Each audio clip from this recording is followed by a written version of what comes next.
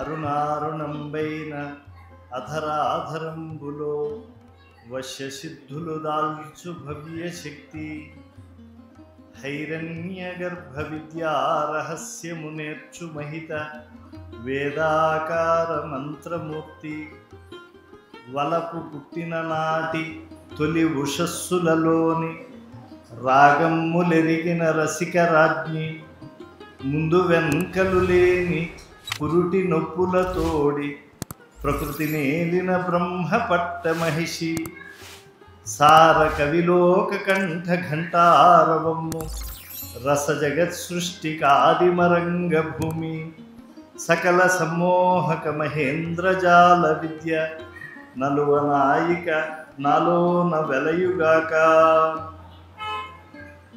శ్రీ వెంకటాచలాధీశం శ్రియాధ్యాసిత వక్షసం శ్రుతచేతన మందారం శ్రీనివాసమహం భజే. సకల దేవత సార్వభౌముడైనటువంటి శ్రీ వెంకటేశ్వర స్వామి వారి పైన పవిత్రమైనటువంటి ఈ శ్రావణ మాసంలో తొలి శనివారం రోజున 4 మాటలు మాట్లాడేటువంటి అవకాశం ఇచ్చినటువంటి పెద్దలందరికీ కూడా నేను ముందుగా ధన్యవాద సమర్పణం చేస్తున్నాను. స్వామివారు శ్రవణ నక్షత్రం రోజున ఆవిర్భవించారు. మామూలుగా అందరికీ తెలిసినటువంటి అంశమే. పున్నమ ఏ నక్షత్రం రోజున వస్తుందో ఆ నెలకు ఆ మాసం అని పేరు వస్తుంది. అంటే జ్యేష్ఠ నక్షత్రం రోజున వస్తే జ్యేష్ఠ మాసం, కృత్తికా నక్షత్రం రోజు వస్తే కార్తీక మాసం, అలాగా శ్రవణ నక్షత్రం రోజున వస్తుంది కాబట్టి ఇది శ్రావణ మాసము అని అన్నారు. అంటే స్వామివారు అవతరించినటువంటిది కలియుగంలో వెంకటేశ్వర స్వామిగా శ్రవణ నక్షత్రం రోజున కనుక అలాంటి పరమ పవిత్రమైనటువంటి పాపలవిత్రమైనటువంటి ఈ శ్రావణ మాసంలో శనివారం మరింత విశేషము అంటారు. వ్యాస భగవానుల వారు స్కాంద పురాణంలో రేవాఖండంలో ఒక మాట అంటారు, శనివారే సమభ్యర్చ్య వెంకటేశం విశేషత అని చెప్పి. అంటే స్వామివారిని ఏ రోజు ఆరాధించాలి అని అంటే ఎప్పుడైనా ఆరాధించవచ్చు కలియుగంలో, కానీ శనివారం నాడు ఆరాధిస్తే మరింత పుణ్యము అని అన్నారు.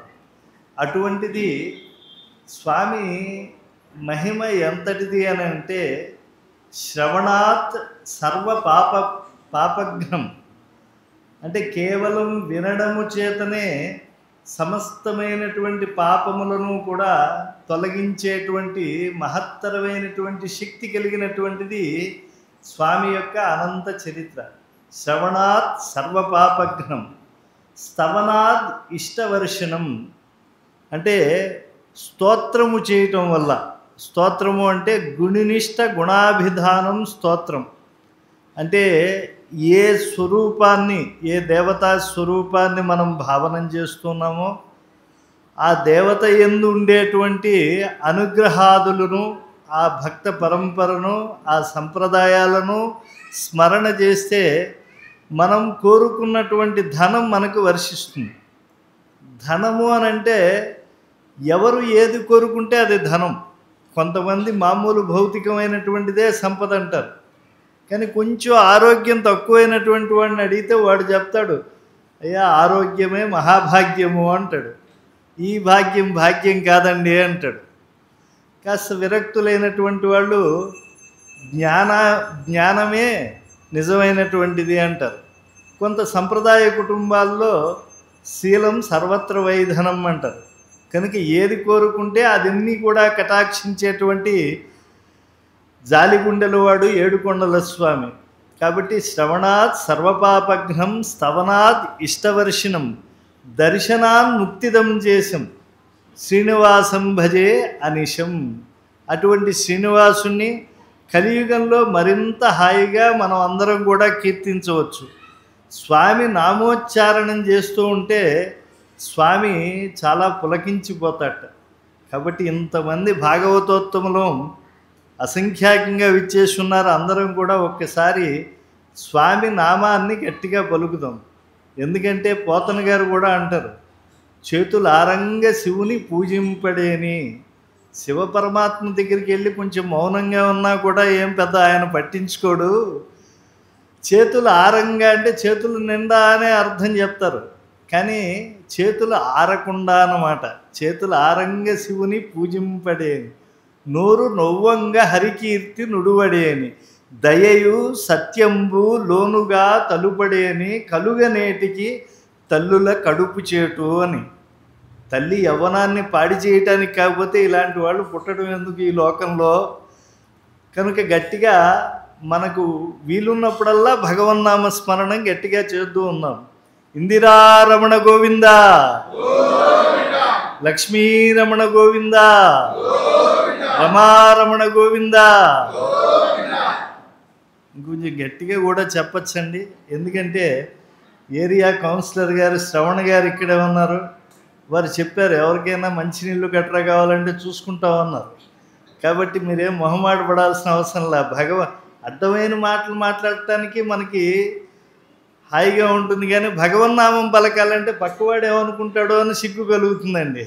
ఎవరైతే ఆ భగవన్నామాన్ని సమూహంలో కూర్చుని పలకకుండా ఉంటాడో, ఈ భగవన్నామం పలికినటువంటి వారి పాపములన్నీ కేర్ ఆఫ్ అడ్రస్ అవి అని తెలుసుకుని అక్కడికి వెళ్ళిపోతాయట. తర్వాత మీ ఇష్టం.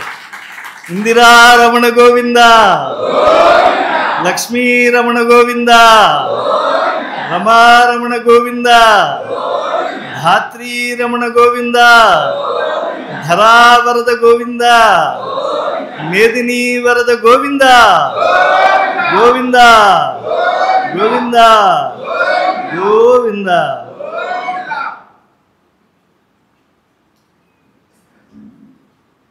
గోవిందాయనుచున్, ముకుందయనుచున్, గోపాలయంచున్, మహాదేవస్తుత్య పదాంబుజుడైనటువంటి ఆయన్ను మనం వర్ణించడానికి సరిపోతామండి. గోవిందాయనుచున్, ముకుందయనుచున్, మహాదేవస్తుత్య పదాంబుజ అని చెప్పి ఆయన్ని కీర్తిస్తూ ఉంటే, ద్యావాపృథ్యవకాశ పూర్ణములు కళ్యాణైకతానమ్ములు భావాతీత గుణావళులు ఏవైతే స్వామికి సంబంధించినటువంటి ఉంటాయో అవన్నీ కూడా మన యందు అవి బాగా పాదులుంటూ ఉంటాయి. వెంకటాద్రి సమం స్థానం బ్రహ్మాండే నాస్తి కించన, వెంకటేశ సమోదేవో నభూతో నభవిష్యతి. బహుశా ఈ శ్లోకం రానటువంటి వాళ్ళు ఎవరు కూడా ఇక్కడ ఉండరు అని నేను అనుకుంటున్నా. ఎందుకంటే చాలా హాయిగా ఉంటుంది. వెంకటాద్రి సమం స్థానం బ్రహ్మాండే నాస్తి కించన. వెంకటాచలం వంటి గొప్పదైనటువంటి మహోన్నతమైనటువంటి స్థానం ఈ బ్రహ్మాండములోనే లేదు. వెంకటేశ సమోదేవ, వెంకటేశ్వర స్వామితో సమానమైనటువంటి దైవము న భూత న భవిష్యతి. అంటే ఇంతకు ముందు గడిచినటువంటి యుగముల్లో అనంతమైనటువంటి కాల ప్రవాహంలో లేడు, వర్తమానంలో లేడు, ఇకపైన భవిష్యత్తులో కూడా అనంతకాలంలో అటువంటి దయాసింధు అయినటువంటి పరమాత్మ ఉండడు. వెంకటాద్రి సమంస్థానం బ్రహ్మాండే నాస్తి కించన, వెంకటేశ సమోదేవ నభూతో నభవిష్యతి. ఒక్కసారి శ్లోకాన్ని తరిచి చూడండి, ఇదేమన్నా ఔచిత్యంగా ఉందా అసలు? వెంకటాద్రి సమంస్థానం బ్రహ్మాండే నాస్తి కించన అంటే వెంకటాచలము తప్పించి ఈ యొక్క కింద ఉండేటువంటి 7 లోకములు, ఆ పైన ఉండేటువంటి 7 లోకములు, ఈ అతల వితల సుతల రసాతల తలాతల మహాతల పాతాళాది లోకాల్లో కానీ ఊర్ధ్వలోకాల్లో కానీ ఎక్కడ కూడా లేరు అని అంటే ఏమిటిది? ఎన్ని పుణ్యక్షేత్రాలు అసలు ఈ భూమిపైనే ఉన్నాయి. అయోధ్య, మధుర, మాయి, కాశీ, కాంచి, అవంతిక, ఇలాంటివన్నీ కూడా మోక్షపురులుగా చెప్పబడుతూ ఉన్నాయి కదా. మరి ఇన్ని పుణ్యక్షేత్రములు ఉన్నాయి కదా, ఏం వ్యాస భగవానులకి తెలియవా ఇవన్నీ ఉన్నాయి అని చెప్పి? పోనీ అదైనా పోనీ ఏమో కలియుగంలో అతి ప్రభావవంతమైనదేమో అది, అంత మడుక్కు మనం కొంత అంగీకరిద్దాము అని అంటే, తర్వాత ఇంకా ప్రమాదకరమైన మాట అంటున్నారు వ్యాసులు వారు. ఇదేమిటో మాకు అంతుపట్టట్లేదండి. వెంకటేశ సమోదేవో నభూతో నభవిష్యతి ఏమిటి? ఎవరైనా రోజు మేము సుప్రభాతం చదువుకుంటున్నాం. శ్రీ వైకుంఠ విరక్తాయ స్వామి పుష్కరిణీ తటే. వైకుంఠ విరక్తుడైనటువంటి మహావిష్ణువే కదండి ఇక్కడికి వచ్చినటువంటి వాడు. ఆ వైకుంఠంలో ఐరమ్మదీయము, అశ్వత్థము, అపరాజితపురము, హిరణ్మయ భవనము మొదలైన పరమ ఆనంద ఆశ్చర్యకర స్థానాలు, ఆ విరజ, నిత్యముక్తులు, నిత్యశూరులు, ఇలా వైభవంతో విలసిల్లేటువంటి ఆ వైకుంఠం పట్ల వద్దు. ఈ యొక్క కలియుగంలో ఉండేటువంటి మానవులంతా కూడా అలసులు, మందబుద్ధులు, అల్పతరాయువులు, ఉగ్రరోగ సంకలితులు ఇలాంటి వాళ్ళు ఉన్నారు కనుక వీళ్ళందరినీ నేను రక్షించాలి అని చెప్పి ఆయన అక్కడి నుంచి వచ్చాడు అని అంటున్నారే. మరి ఈ స్వామే కదా పూర్వయుగాల్లో కూడా ఉన్నాడు. కృతేతు వరదరాజోభూత్. కృతయుగం అనే ఒక యుగం ఉన్నది. అప్పుడు ప్రహ్లాద రక్షకుడైనటువంటి నరసింహస్వామిగా వచ్చాడు కదా. త్రేతాయాం రఘునందన, త్రేతాయుగంలో రఘుకుల స్వామిగా వచ్చాడు కదా. ద్వాపరే వాసుదేవశ్చ, ద్వాపర యుగంలో యదుకుల స్వామిగా వచ్చాడు కదా. కలౌ వెంకటనాయక, కలియుగంలో వెంకటేశ్వర స్వామిగా వచ్చాడు కదా. మరి వెంకటేశ సమోదేవో నభూతో నభవిష్యతి అని అంటే, ఏదో మీరు అన్నారు మేము విన్నాం బాగానే ఉంది, కానీ ఇదేం అంత బాగాలేదండి అని మనకి భావన మాత్రంగా దీన్ని బాగా మనస్సులో పట్టుకున్నప్పుడు అనిపించేటువంటి మాట. వెంకటాద్రి సంస్థానం అనగానే ఎందుకంటున్నారు? ఏమిటి ఆ క్షేత్రానికి ఉండేటువంటి ప్రత్యేకత? తీర్థక్షేత్రములు అనేటువంటివి ఈ భారతావనిలో ఎన్ని ఉన్నాయో ఈరోజు అందరికీ తెలుసు. ఎందుకంటే ప్రచార ప్రసార మాధ్యమాలు బాగా పెరిగిపోయాయి కనుక ఈ పుణ్యక్షేత్రముల గురించి మనం బాగా తెలుసుకుంటూ ఉన్నాం. అయితే ఈ క్షేత్రముల యొక్క మాహాత్మ్యమును, తత్వమును చెప్పేటప్పుడు కొంచెం మనం లోతుగా అనుశీలనం చేస్తే 3 రకాలుగా ప్రాయకంగా వీటిని మనం గుర్తించవచ్చండి. కొన్ని తీర్థ మహిమను ప్రత్యేకంగా కలిగి ఉంటాయి. అంటే గంగోత్రి వంటి క్షేత్రాలు ఉన్నాయి.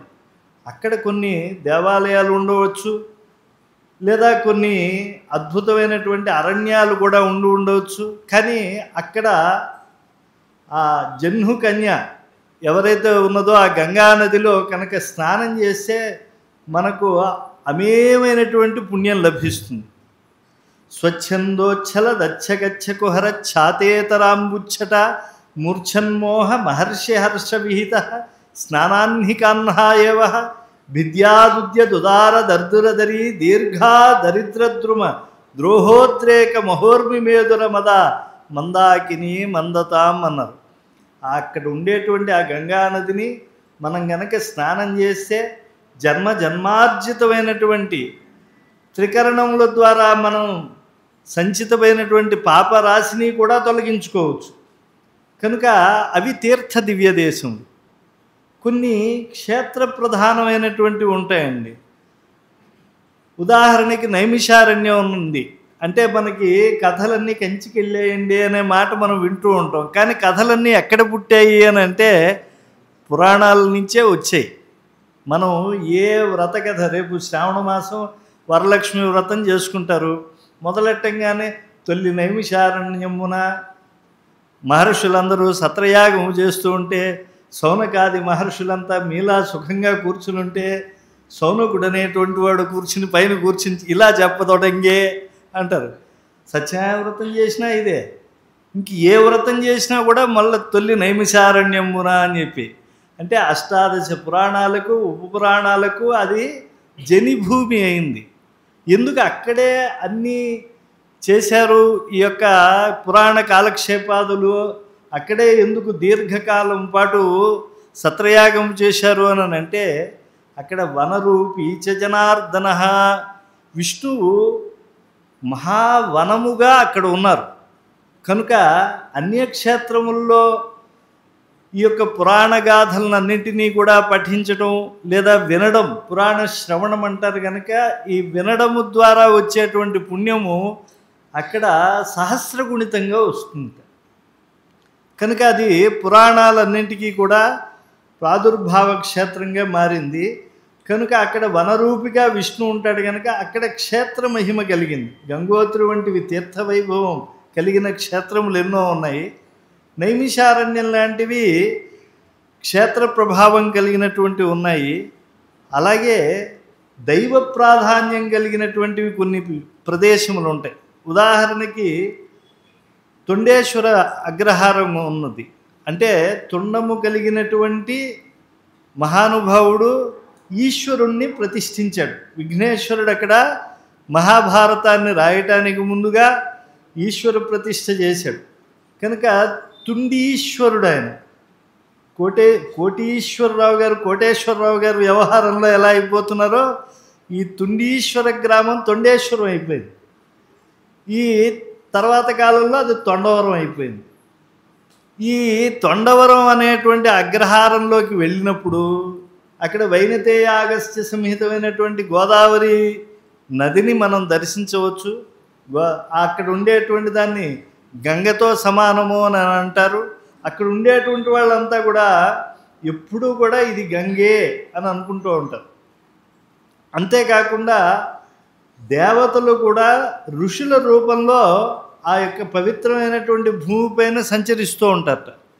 అయితే ఆ గోదావరిలో స్నానం చేసినా అక్కడ ఉండేటువంటి మహర్షులు నడయాడేటువంటి భూమిపై వారు ఎంతో కాలం ఎన్నో పుణ్యకార్యములు చేసినా లభించినటువంటి పుణ్యము అక్కడ తొండేశ్వర స్వామి వారిని, క్షేత్రపాలకుడైనటువంటి ఆ కేశవస్వామిని దర్శించి యథావిధిగా సేవిస్తే లభిస్తుందిట. కనుక తీర్థ దివ్య దేశములుగా, క్షేత్ర దివ్య దేశములుగా, దైవమాహాత్మ్య దివ్య దేశములుగా పుణ్యతీర్థములను మనం వర్గీకరించుకుంటూ ఉంటే మరి తిరుమల ఏ విధమైనటువంటి పరిగణనలోకి వస్తుంది అని అంటే త్రివిధాత్మకమైనటువంటి మహిమలకు ఆకరం కనుక వెంకటాచలం వెంకటాద్రి సమంస్థానం బ్రహ్మాండే నాస్తి కించన. ఎందుకంటే తీర్థములు ఉన్నాయి. మామూలుగా పుణ్యాహవచనం చేస్తూ ఉంటారు మన ఇళ్లల్లో గమనించండి. చిన్న కలశం పెట్టుకుంటారు, 2 మామిడాకులు వేస్తారు, పైన ఒక కొబ్బరికాయ పెడతారు, గంగే యమునే చేయవన అంటే ఏమిటి ఇంత కలశం, దానిపైన ఇంత కొబ్బరికాయ, 4 మామిడాకులు అన్నీ పెరట్లో దొరికేవే పట్టుకొచ్చి అక్కడ పెట్టాం. గంగా నది, యమునా నది, నర్మద, సింధు, కావేరి అన్నీ దీంట్లోకి వచ్చేయాలంటే వచ్చేస్తాయండి. మంత్రపూర్వకంగా పవిత్రమైనటువంటి పుణ్యాహవచనము దీక్షలో మనం ఉన్నాం కనుక అన్ని నదుల యొక్క పావిత్రత అక్కడికి వచ్చేస్తుంది. అది ఆ శక్తి అన్నమాట.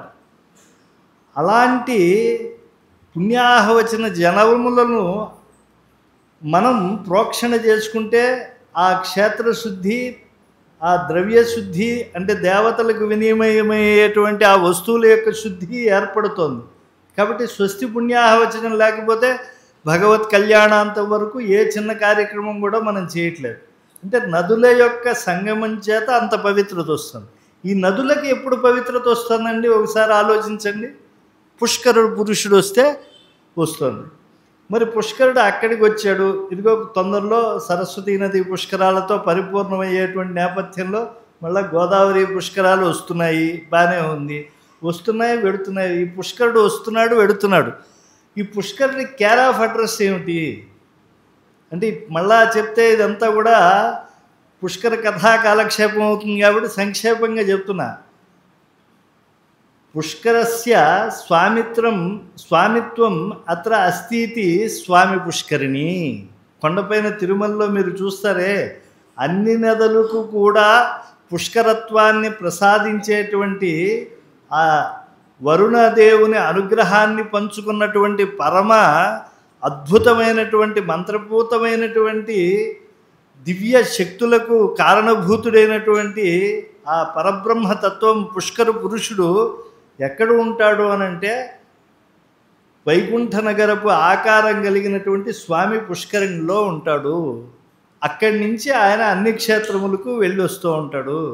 కేవలం స్వామి పుష్కరిణికి అంతే మాహాత్మ్యం కాదండి, ఆ పుష్కరిణిలోకి అంతర్లీనంగా తిస్రః కోట్యర్థ కోటీషు తీర్థానాం సుమహామతే. ఈ కొండపైన ఆ తీర్థములు ఉన్నాయి అంటే కొన్ని మోక్షప్రదమైనటువంటి తీర్థములు ఉంటాయి, కొన్నేమో ద్రవ్యములు ఇత్యాది లౌకికమైనటువంటి భౌతిక సంపదలను అనుగ్రహించేటువంటి తీర్థములు ఉంటాయి, కొన్ని జ్ఞానమునిచ్చేటువంటి తీర్థములు ఉంటాయి. ఇలాంటి తీర్థములన్నింటికీ ఆకరం శ్రీ వెంకటాచలం.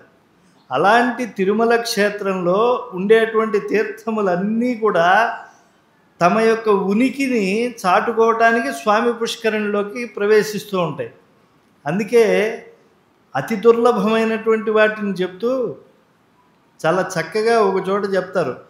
స్వామి పుష్కరిణీ స్నానం, సద్గురోహో పాదసేవనం, ఏకాదశి వ్రతంచాపి త్రయం అత్యంత దుర్లభం అని చెప్పి. అంటే ఏకాదశి వ్రతం చేయాలి అని అనుకున్నాం అనుకోండి, ఆ రోజున ఉపవాసం ఉండాలి అని చెప్పి ఆ ఏకాదశి దేవి కోరుకుంది కనుక ఆ రోజే మనకి వద్దన్నటువంటి వస్తువులన్నీ కూడా గుర్తొస్తాయి. ఫ్రిడ్జ్లో ఎప్పుడో దాచినటువంటివి కూడా మనకు గుర్తొస్తూ ఉంటాయి. అలాగే గురువు కనిపించాడు అనుకోండి, విశేషించి కలియుగంలో గురువు పైన దృష్టి ఏర్పడటం అనేటువంటిది అంత సులభం కాదండి. ఏమిటి గురువులంతా కూడా కాస్త కచ్చాపోసి పంచి కట్టుకుంటారే, ఏమిటి ఇలా వచ్చేసాడు ఈయన సంప్రదాయ వేషం లేకుండా అని చెప్పి ఆలోచిస్తూ ఉంటారు. ఈయన చెప్పే విషయం ఆ తర్వాత చూద్దాం, ముందు ఈయన రూపం ఏమిటి, ఈయన వ్యవహారం ఏమిటి.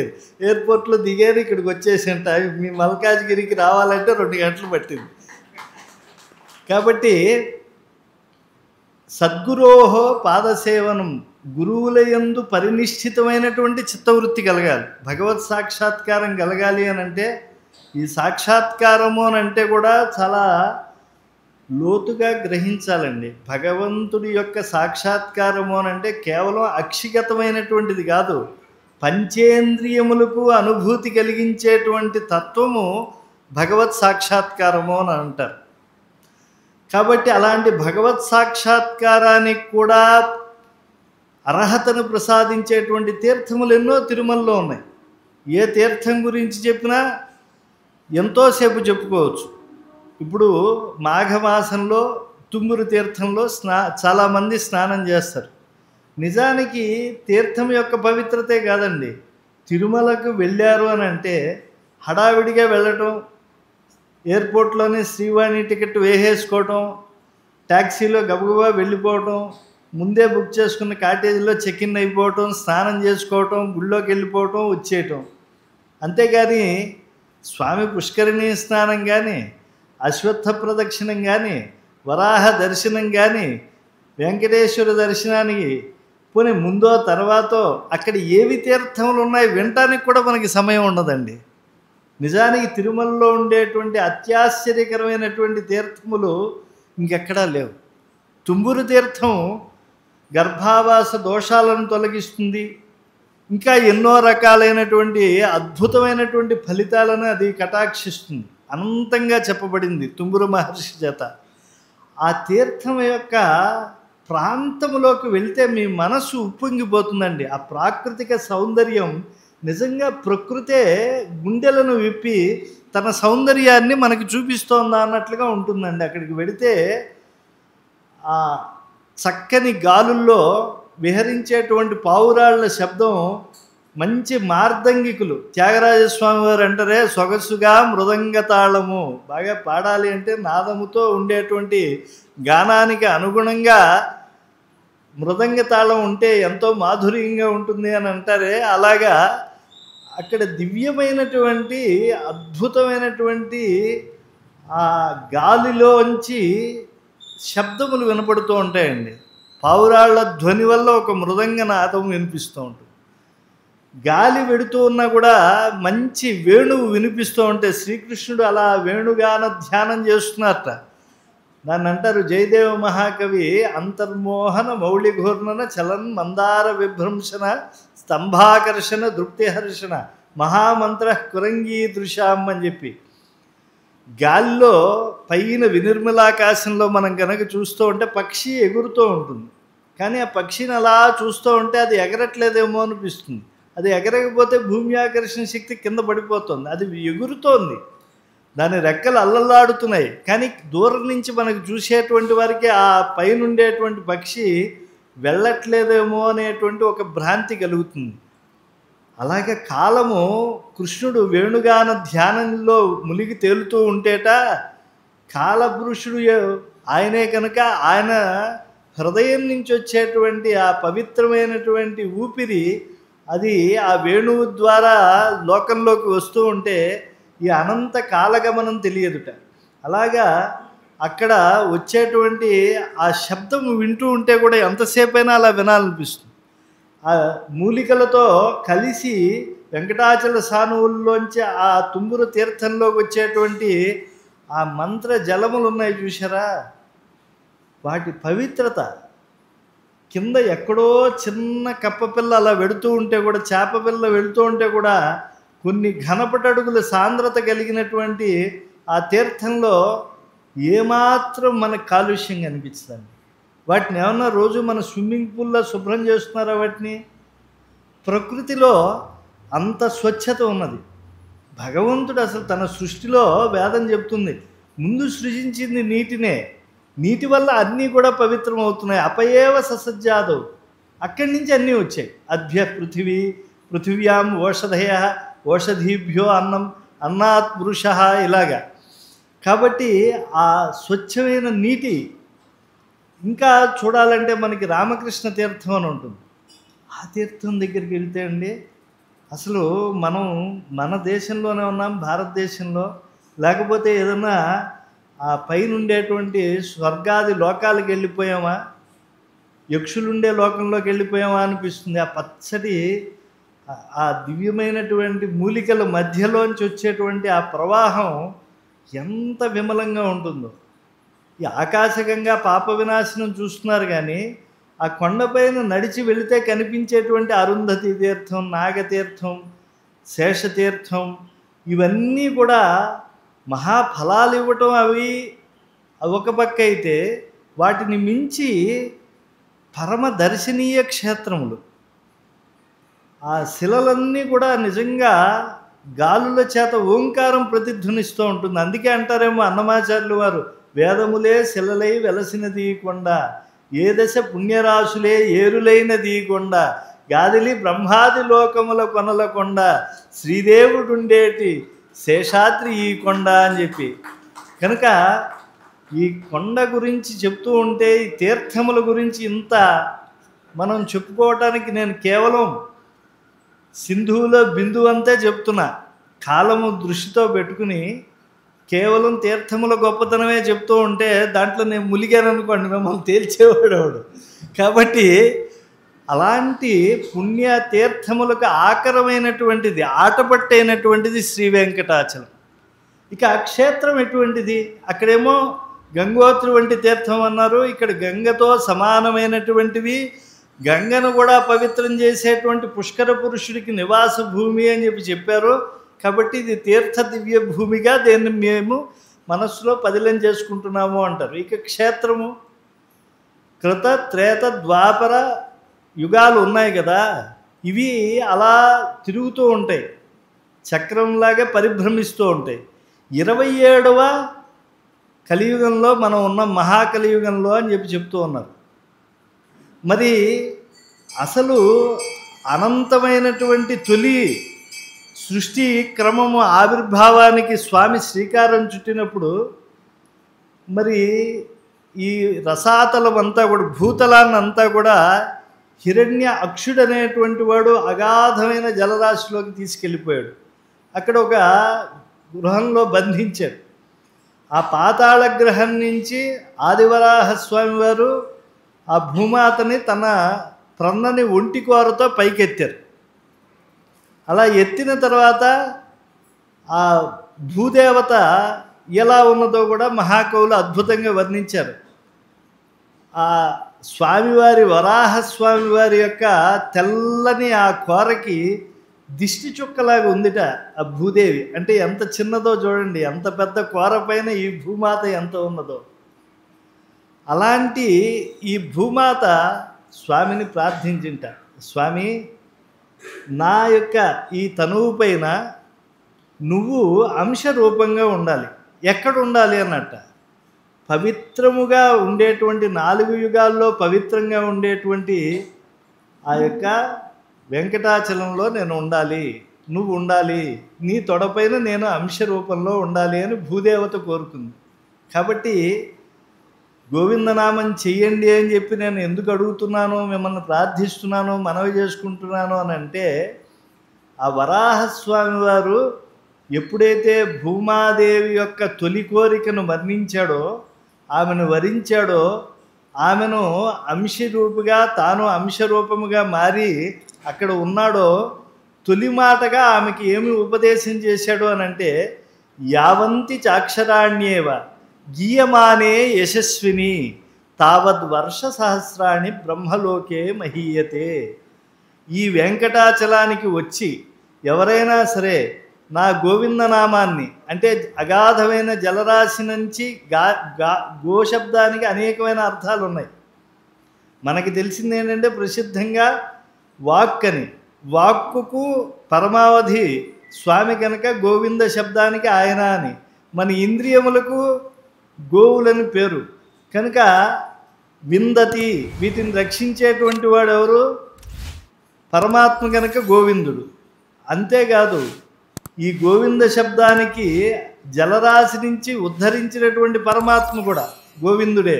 కాబట్టి ఇలా చెప్పుకుంటూ ఉంటే అనంతనామములు ఉన్నాయి. అందుకే గోవిందేతి సదా స్తుతి అని చెప్పి ఎందుకు వాగ్గేయకారులు చెప్పారు అంటే, గోవిందేతి సదా స్నానం, గోవిందేతి సదా జప, ఇలా ఎందుకు చెప్తున్నారంటే, ఒక మహావృక్షము అల్పమైనటువంటి ఆ యొక్క అక్షరాల్లో నిక్షిప్తమైందో గోవింద శబ్దముల్లో అది ఇంత అని చెప్పలేట. వటవృక్షం అంత ఉంది కదా అని దాని బీజం అంత ఉంటుందా, ఇంతే ఉంటుంది కదా. అలాగే ఆ గోవింద నామావళి పలుకుతూ ఉంటే వచ్చేటువంటి ఫలం కూడా అనంతంగా ఉంటుంది. ఒక్కసారి చెప్పుకుందాం, ఇందిరారమణ గోవింద, లక్ష్మీరమణ గోవింద, రమారమణ గోవింద, యావంతి చాక్షరాణ్యేవ గీయమానే యశస్విని తావద్ వర్ష సహస్రాణి బ్రహ్మలోకే మహీయతే. ఓ భూదేవత, నేను చెప్తున్నాను విను. ఎవరైతే వాళ్ళు ఇక్కడికి రాలేకపోయినా, 7 కొండలు ఎక్కలేకపోయినా, ఎక్కడో ఒక చోట కూర్చుని శ్రావణ మాసంలో శనివారం శుభతిథి నాడ ఈ యొక్క గోధూళి వేళలో ఆ గోవిందనామాన్ని పలుకుతూ ఉంటారో, ఎన్నిసార్లు వాళ్ళు మనస్సులో భావిస్తూ ఉంటారో త్రికరణ శుద్ధిగా అన్ని సంవత్సరాలు, అది కూడా స్పష్టంగా పట్టుకోవాలి, దివ్య వత్సరాలు అని అన్నారు. అంటే మామూలు వత్సరాలకి దివ్య సంవత్సరాలకి ఉండే తేడా ఉన్నది. కాబట్టి యావంతి చాక్షరాణ్యేవ గీయమానే యశస్విని తావద్ వర్ష సహస్రాణి దివ్యలోకే మహీయతే. అన్ని వేల సంవత్సరాలు అక్కడ ఉంటారు. అలాంటి పవిత్రమైనటువంటి వెంకటాచలం ఎలా ఆ తల్లి పరమాత్మను కోరుకుంటే అక్కడ ఉన్నదో, అక్కడ కృతయుగంలో 4 యుగాల్లో కూడా ధర్మము నువ్వే పరమాత్మ రక్షించాలని మహావిష్ణువుని ప్రార్థిస్తూ ధర్మదేవత గోరూపాన్ని ధరించి తపస్సు చేసిందండి అక్కడ. అది వెంకటాచలానికి ఉండేటువంటి పవిత్రత. అంటే ధర్మదేవత ఎక్కడ ఉన్నదో అక్కడ అన్నీ శుభాలే. శుభాలకు ఏరువాకగా ఉండేటువంటి అటువంటి మహా అద్భుతమైనటువంటి ఆశ్చర్యకరమైనటువంటి భూమి వెంకటాచలం అయితే, నిత్య కళ్యాణం పచ్చతోరణంతో విలసిల్లేటువంటి భూమి అయితే, ఆ భూమి కృతయుగంలో ఎంత గొప్పదై ఉంటుంది. కృతయుగంలో ధర్మదేవత ఎంపిక చేసుకుని అక్కడ తపస్సు చేసింది కాబట్టి దాన్ని వృష అంటారు. ధర్మాన్ని, ధర్మమునకు మరో పేరేంటి వృష.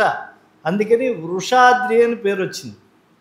అయితే వృషభాద్రి అని పేరు. పొద్దున్న సుప్రభాతం చదువుతున్నారు కదా మీరంతా కూడా, శ్రీ శేషశైల గరుడాచల వెంకటాద్రి నారాయణాద్రి వృషభాద్రి వృషాద్రి ముఖ్యం అన్నారు. వృషభాద్రి అంటే వృషభుడు అనేటువంటి వాడు కూడా గొప్ప తపస్సు చేశాడు. ఈ రాక్షసులు కోరికలు ఉంటాయి చూసారా, చాలా విచిత్రంగా ఉంటాయి. విన్నపాలు వినవలే వింత వింతలు అన్నారు కదా, ఒక్కొక్కడు ఒక్కొక్క రకంగా కోరుతూ ఉంటారు. దాంట్లో పూర్వం బాణాసురుడు అనేటువంటి వాడు ఉన్నాడు. వాడు పరమాత్మతో యుద్ధం చేయడానికి 1000 చేతులు కావాలి అని చెప్పి కోరాడు. వాడు అంతా కూడా మీకు తెలిసినటువంటిదే కదా, ఉషాపరిణయం చదివితే వస్తుంది. అలాగే ఈ వృషభుడు అనేటువంటి వాడు కూడా స్థాపకాయచ ధర్మస్య ప్రశమనో తదితరాయచ, ధర్మాన్ని భగవంతుడు స్థాపనం చేయటం, తదితరమైనటువంటిది అధర్మాన్ని తొలగించడం కోసం అవతారం ఎత్తుతూ ఉంటాడు కదా. కాబట్టి అటువంటి పరమాత్మతో నేను యుద్ధం చేయాలి అని చెప్పి ఆయన తపస్సు చేసి అక్కడ స్వామిని ప్రసన్నం చేసుకుని ప్రత్యక్షం చేసుకుని యుద్ధ భిక్షాంచ దేహిమే, స్వామి నీతో యుద్ధం చేయాలనుందయ్యా అని కోరేట. ఆయన తథాస్తు అని చెప్పి కాసేపు తాతగారు మనవడితో ఎలా అయితే ఆడుకుంటాడో అలా కాసేపు ఆడుకుని యుద్ధభిక్ష వాడికి అనుగ్రహించి తర్వాత శత్రుభయంకరమైనటువంటి ఆయన దక్షిణ కరాగ్రంపై ఉండేటువంటి చక్రాన్ని తీసేట. వాడు దండవత్పతితో భూమ్నా, వృషభుడనే రాక్షసుడు నేలపై పడి, స్వామి పవిత్రమైన వెంకటాచలంపై నేను తపస్సు చేశాను కాబట్టి నాకు ఒక వరాన్ని ఇవ్వు, నాకు యుద్ధభిక్షను ఎలాగా ఇచ్చేస్తున్నావు ఈ తపస్సుకు ఫలంగా, శత్రుభయంకరమైనటువంటి నీ యొక్క సుదర్శన చక్రం నన్ను స్పృశించంగానే నాకు వైకుంఠ ప్రాప్తి కలుగుతుంది కాబట్టి నేను ప్రత్యేకంగా వైకుంఠం కావాలి అని చెప్పి అడగక్కర్లేదు, పునరావృత్తిరహితమైనటువంటి మోక్షం కలుగుతుంది నాకు, అంత మడుకు బాగానే ఉంది. కానీ నాకు అంతే చాలదు, గిరిహి మన్నాంనా, ఈ యొక్క పుణ్యక్షేత్రము నా పేరుతో వృద్ధి చెందాలి అని చెప్పి కోరెట్ట. ఇక్కడ చిన్న మడత పేచి ఉందండి. గిరి కనుక వృషభుడు అనేటువంటి రాక్షసుడి పేరు మీద కనుక వృద్ధి చెంది తర్వాత వృషభాద్రి అని చెప్పి మనం స్తోత్రం చేస్తున్నాం కదా, అప్పుడు ఆయన భాగవతోత్తముడు అవుతాడు. ఆయన భాగవతోత్తముడైతే ఆయన ఎలా ఆచరించాడో మనం కూడా అలా ఆచరించాలి. ఇప్పుడు ఆయన తలలు నరికేసి ఇచ్చి స్వామిని తపస్సు చేత ప్రసన్నం చేసుకున్నాడు. మనం తలలు నరికేసుకుంటే మళ్ళీ మనకి తలలు రావు, వాడంటే మాయారాక్షసుడు కనుక. దానికి మహర్షులు ఏం చెప్పారంటే, అయ్యా వపనం చేసుకుంటే చాలు, మీరు ఆ యొక్క తపస్సు పుణ్యం, వృషభుడు ఎంత తపస్సు చేశాడో అంత పుణ్యఫలం మీకు వస్తుంది అని చెప్పారు. అయితే నీలాద్రి అనే పేరు ఉండటం చేత నీలాదేవి కూడా తన తలకు దెబ్బ తగిలినప్పుడు, స్వామి తన తలకు దెబ్బ తగిలినప్పుడు కొన్ని ముంగురులను కోల్పోయినప్పుడు ఆ తల్లి తన ముంగురులను తీసి ఇచ్చింది కనుక కొండపైన మనం తిరుక్షౌరం చేసుకుంటే ఈ యొక్క తలనీలాలన్నీ కూడా ఇచ్చినందుకు నీలాదేవి యొక్క అనుగ్రహం మనం పొందుతూ ఉంటాం. అందుకే చూడండి, శ్రీభూ నీలా సమేతస్య అని చెప్పి స్వామివారికి సంకల్పం చెప్తూ ఉంటారు. కనుక ఆ నీలాదేవికి సమర్పణం చేసినటువంటి వాళ్ళు అవుతాం. కాబట్టి ఈ క్షేత్ర మహిమ చెప్పుకుంటూ ఉంటే ధర్మదేవత తపస్సు చేసింది వృషభాద్రిగా, వృషభుడు తపస్సు చేసిన చోట ఆవిడ కూడా తపస్సు చేసింది కనుక కృతయుగంలో ఇది తపోభూమి. త్రేతాయాం అంజనాచలం, మనకి ఆంజనేయ స్వామి వారు తెలుసు. ఈయన ఎక్కడ పుట్టాడండి? తెలంగాణలోనా, ఆంధ్రాలోనా, కర్ణాటకలోనా, లేకపోతే మనం గూగుల్లో కొడితే గూగుల్ అన్ని చోట్ల చూపిస్తుంది తిరుమల తప్పించి. కానీ వ్యాస భగవానుల అష్టాదశ పురాణాలు రాసినటువంటి మహానుభావుడు ఏం చెప్పాడంటే, అంజనాచ తపః కృత్వా హనుమంతం అజీజనతో, అంజన మతంగుడు అనేటువంటి మహర్షి ఆదేశిస్తే ఆవిడ తిరుమలకు వెళ్ళింది. ఎందుకంటే ఆవిడ కంజలోచన అంజనాదేవి.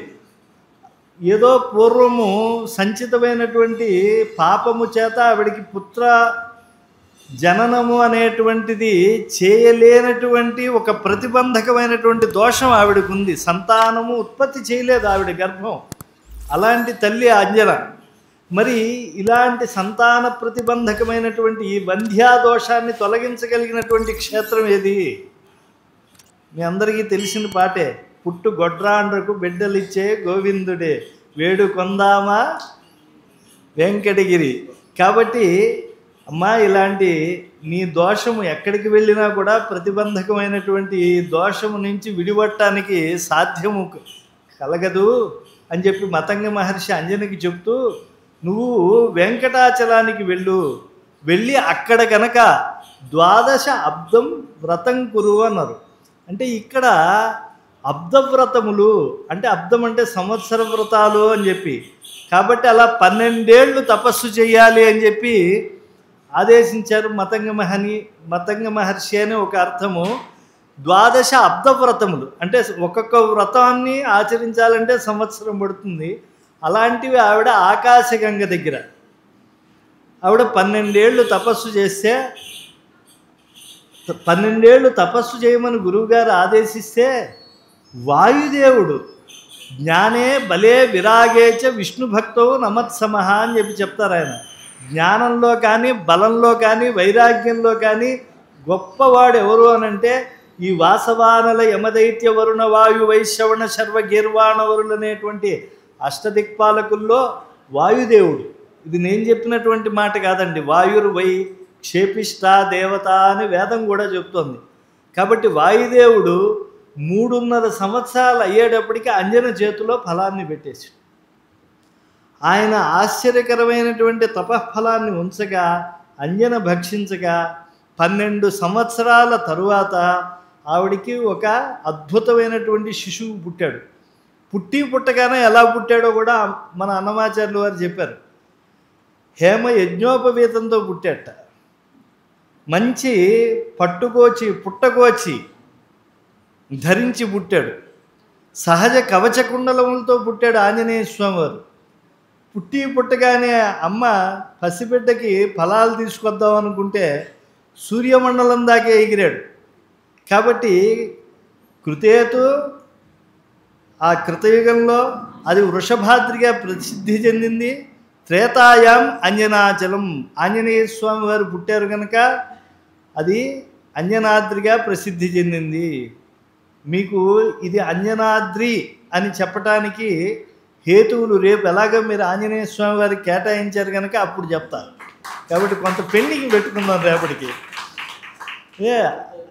త్రేతాయాం అంజనాచలం ద్వాపరే శేషశైలంచ. ఈ గిరే చూడండి తపోభూమిగా వస్తుంది. మొదట్లో తపస్సు కలిగినటువంటి వాళ్ళ ధర్మదీక్షతో వరాహస్వామిని ప్రసన్నం చేసుకుని భూమాదేవి నిర్ణయించింది కనుక ఇక్కడ కన్నా తపస్సు చేయడానికి ఆధారమైన భూమి ఇంకోటి లేదు. తపస్సులన్నీ శీఘ్రంగా ఫలవంతం కావాలి అనంటే ఏది నిజమైనటువంటి ధామము అనంటే వెంకటాచలమే. కనుక ధర్మదేవత తపమాచరించింది, వృషభుడు తపమాచరించాడు కృతయుగంలో, త్రేతాయుగంలో అంజన తపమాచరించింది. కలియుగంలో వెంకటేశ్వరుడుగా వస్తున్నాడు కనుక ముందుగా ఎవరు తెలుసుకుంటారు? నిత్యముక్తులకు ఆదియో మేటి శేషుడు తెలుసుకుంటాడు. ఆయన నివాస శయ్యాసన పాదుక అంశుక ఉపధాన వర్ష ఆతప వారణాదిభి. శేషుడు ఎన్ని రకాలుగా సేవ చేస్తాడు అని అంటే ఆయన స్వామివారికి ఎప్పుడు వర్షం కురవకుండా అలా ఒక ముత్యాల గుడిగా అయిపోతాడు. ఆయనకి ఆనుకోవాలంటే మంచి ఆనుకునేటువంటి దిండి అయిపోతాడు. మంచి చలువు పందిరి కావాలంటే చాందిని అయిపోతాడు. ఆయన పాదుకులుగా మారిపోతాడు. ఇలా ఎన్ని రకాలుగా శేషుడు మారిపోతూ ఉంటాడు. కనుక శేష శబ్దానికి అసలు ప్రసాదం అనే అర్థం ఉన్నాడు కాళిదాసు మహాకవి. తథేతి శేషామివ భర్తురాజ్ఞాం అని చెప్పి. వెంకటాచలంలో అసలు ఎన్ని ఉత్సవాలు జరుగుతాయో తెలుసండి మీకు? సంవత్సరంలో పోనీ సాధారణ సంవత్సరాల్లో ఎన్ని రోజులు ఉంటాయి? 365 రోజులు ఉంటాయి. కానీ స్వామివారికి సంవత్సరంలో నిత్యోత్సవాలు, పక్షోత్సవాలు, మాసోత్సవాలు, అయనోత్సవాలు అంటే దక్షిణాయనం ఉత్తరాయణ ఉత్సవాలు, సంవత్సరోత్సవాలు, ఇలాగా 470 ఉత్సవాలు జరుగుతూ ఉంటాయండి. 365 రోజులుంటే 470కి పైగా వైఖానస భగవశాస్త్రోక్తంగా ఉత్సవాలు జరుగుతూ ఉంటాయి. నిత్యము ఉత్సవాలే, నిత్యము నివేదనలే, నిత్యము తిరుక్షవరాలే, నిత్యము స్వామివారికి గోవిందనామస్మరణలే. కాబట్టి అటువంటి గొప్ప మహాపవిత్రమైనటువంటి భూమిలో స్వామివారికి తపోభూమిలో కలియుగంలో వచ్చేటువంటి గొప్పతనాన్ని గ్రహించినటువంటి కామరూపి అయి స్వామికి నిరతము సేవ చేసేటువంటి ఆదిశేషుడు 1000 దివ్య సంవత్సరాలు అక్కడికి వచ్చి తపస్సు చేశాడు. అంటే ఆయన భూమండలం కింద ఉండి స్వామికి ఒక పక్క సేవ చేస్తూ తన అంశరూపాన్ని వెంకటాచలంపైకి తీసుకువెళ్ళి అక్కడ 1000 దివ్య సంవత్సరాలు తపస్సు చేస్తే మహావిష్ణువు ప్రత్యక్షమయ్యాడు. అయ్యా, పంచేంద్రియ నిగ్రహణంతో గొప్ప తపస్సు చేసావు ఆదిశేష, నువ్వు ఏది కోరితే నేను అనుగ్రహించను కనుక పుట్టగానే నీ తల్లి యొక్క కద్రువు యొక్క లోభిత్వానికి సోదరి వినతి పట్ల చేసినటువంటి అపరాధానికి రోసి అరణ్యాలకు వెళ్ళి తపస్సు చేసినటువంటి భాగవతోత్తముడివే నువ్వు. కాబట్టి అలాంటి ఓ ఆదిశేష, ఏం కోరుకుని ఇంతకాలం నువ్వు తపస్సు చేసావు అని అంటే, అనంతోహం మయా దేవా. చూడండి, ఒక్క నాలుగున్నా మనం సద్వినియోగం చేసుకోం. 1000 తలలు 2000 నాలుకలు ఉండే స్వామి ప్రయోగం ఎలా చేస్తున్నాడో చూడండి. అందుకే శేషుడే మనకు స్వామికి ఎప్పుడూ కూడా నివాస భూమిగా ఉంటున్నాడు అని అనుకోకూడదు. శేషుడే మనందరికీ ఆధార భూమిగా కూడా ఉంటున్నాడు. బహువన పాదపాబ్ధి కులపర్వత పూర్ణ సరస్వతి సహితం అజస్ర సహస్ర ఫణాళి దాల్చేంటూ నన్నయ్య గారు చెప్తారు చూసారా. ఆ పద్యంలో ఆ స్వామివారికే కాదు, ఈ వసుంధరపై ఉండేటువంటి ఎన్నో పుణ్యనదులు, కులపర్వతములు, అలాగే ఎన్నో గొప్పవైనటువంటి దిగ్గజములు, వీటన్నింటికీ కూడా ఆధారంగా ఆ శేషుడే ఉంటూ ఉన్నాడు అని చెప్పి. అలాంటి శేషుడు ఎలాంటి ప్రయోగం చేయటానికి అంటే ఆయనే తర్వాత భాషకు కూడా నిర్ణయం చేశాడండి. పాణినీయ సూత్రాలు ఉన్నాయా? ఈ పాణినీయ సూత్రాలకు వరరుచి వార్తికం రాశాడా? మరి గొప్పదైనటువంటి మహాభాష్యం రాసినటువంటి పతంజలి ఎవరు అంటే ఆదిశేష స్వరూపుడే. శ్రీభాష్యాన్ని ఇచ్చినటువంటి భగవద్ రామానుజులు ఎవరు అంటే ఆదిశేష స్వరూపులే. మన ఆరోగ్యం బాగుండాలి అని చెప్పి ఆయుర్వేద వైద్యుడు చరకుడిగా వచ్చినటువంటి వాడు ఎవరు అని అంటే ఆదిశేషుడే. కాబట్టి త్రికరణ శుద్ధిగా చేసిన పనులకు దేవుడు మెచ్చును, లోకము మెచ్చును అని చెప్పి మన వాక్కుని ప్రసన్నం చేసేటువంటి భాషనిచ్చినవాడు ఆయనే. మన మనస్సుని శుద్ధి చేసేటువంటి గొప్పదైనటువంటి ఆ యోగశాస్త్రాన్ని ఇచ్చినటువంటి మహర్షి ఆదిశేష సంభవుడే. అలాగే భాష, మనస్సు, వాక్కు మూడు శుద్ధం చేసేటువంటి ఆదిశేషుడు అనంతమనేటువంటి పేరు మహావిష్ణువుకు ఉంది కాబట్టి ఆయన ముందు నిలిచి అనంతోహం మయా దేవా స్థాస్యామి గిరిరూపధృకు భవతా రమయా సార్థం మమసానుషువర్త్మతాం. కలియుగంలో మనం ఇప్పుడేదో అనుకుంటున్నాం, ఫ్లైట్లో మేము బుక్ చేసేసుకున్నామండి, దానికి ముందుగా ఏదో బోర్డింగ్ పాస్ కూడా తీసేసుకున్నామండి, అలాగే లేకపోతే ఇదేదో వందే భారత్లో బుక్ చేసేసుకున్నామండి, రిజర్వేషన్ టవల్ వేసేసామండి అంటున్నామే. ఈ వెయిట్ నేర్పించినటువంటి గురువు కూడా ఆదిశేషుడే. నువ్వు కలియుగంలో వస్తావు కదా స్వామి, అప్పుడు నీ కొండగా నేను మారాలి.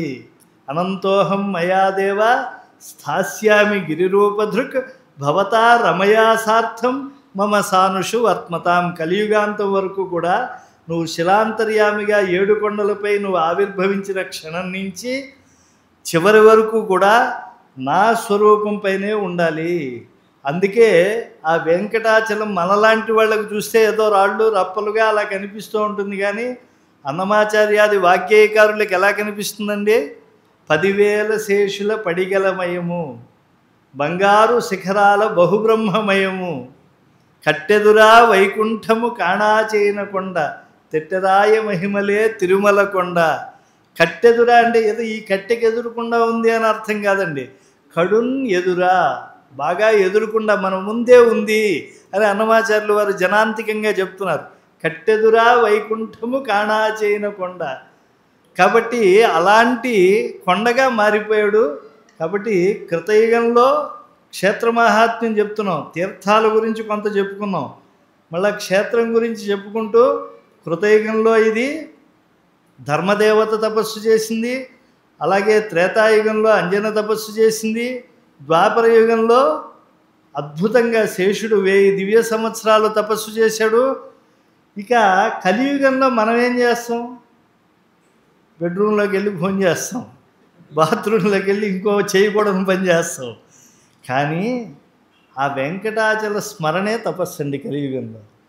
అందువల్ల కలియుగంలో వెంకటరమణ స్వామిని తలుచుకోవటం చాలా అదృష్టం అని చెప్పడంలో ఉద్దేశం ఏంటంటే,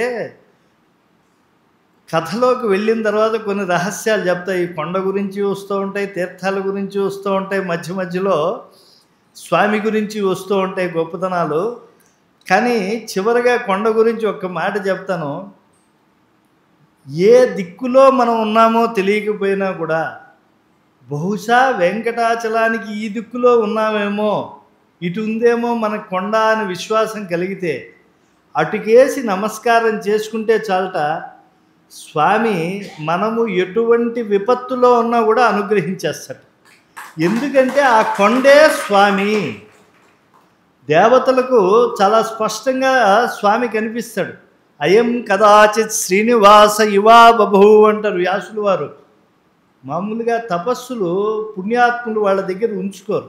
భగవద్ రామానుజుల వారు ఎంతో గ్రంథ రచన చేసిన తర్వాత తన తపస్సంతా శ్రీరంగంలో ధారపోశారు అని పెద్దలు చెప్తారు. అలాగే శంకర భగవత్పాదుల వారు మరి ప్రస్థానత్రయం ఇచ్చారు కదండి. జగద్గురువులు అంటే షష్ఠీ తత్పురుషార్థంలో ఎవరిని చెప్పాలి?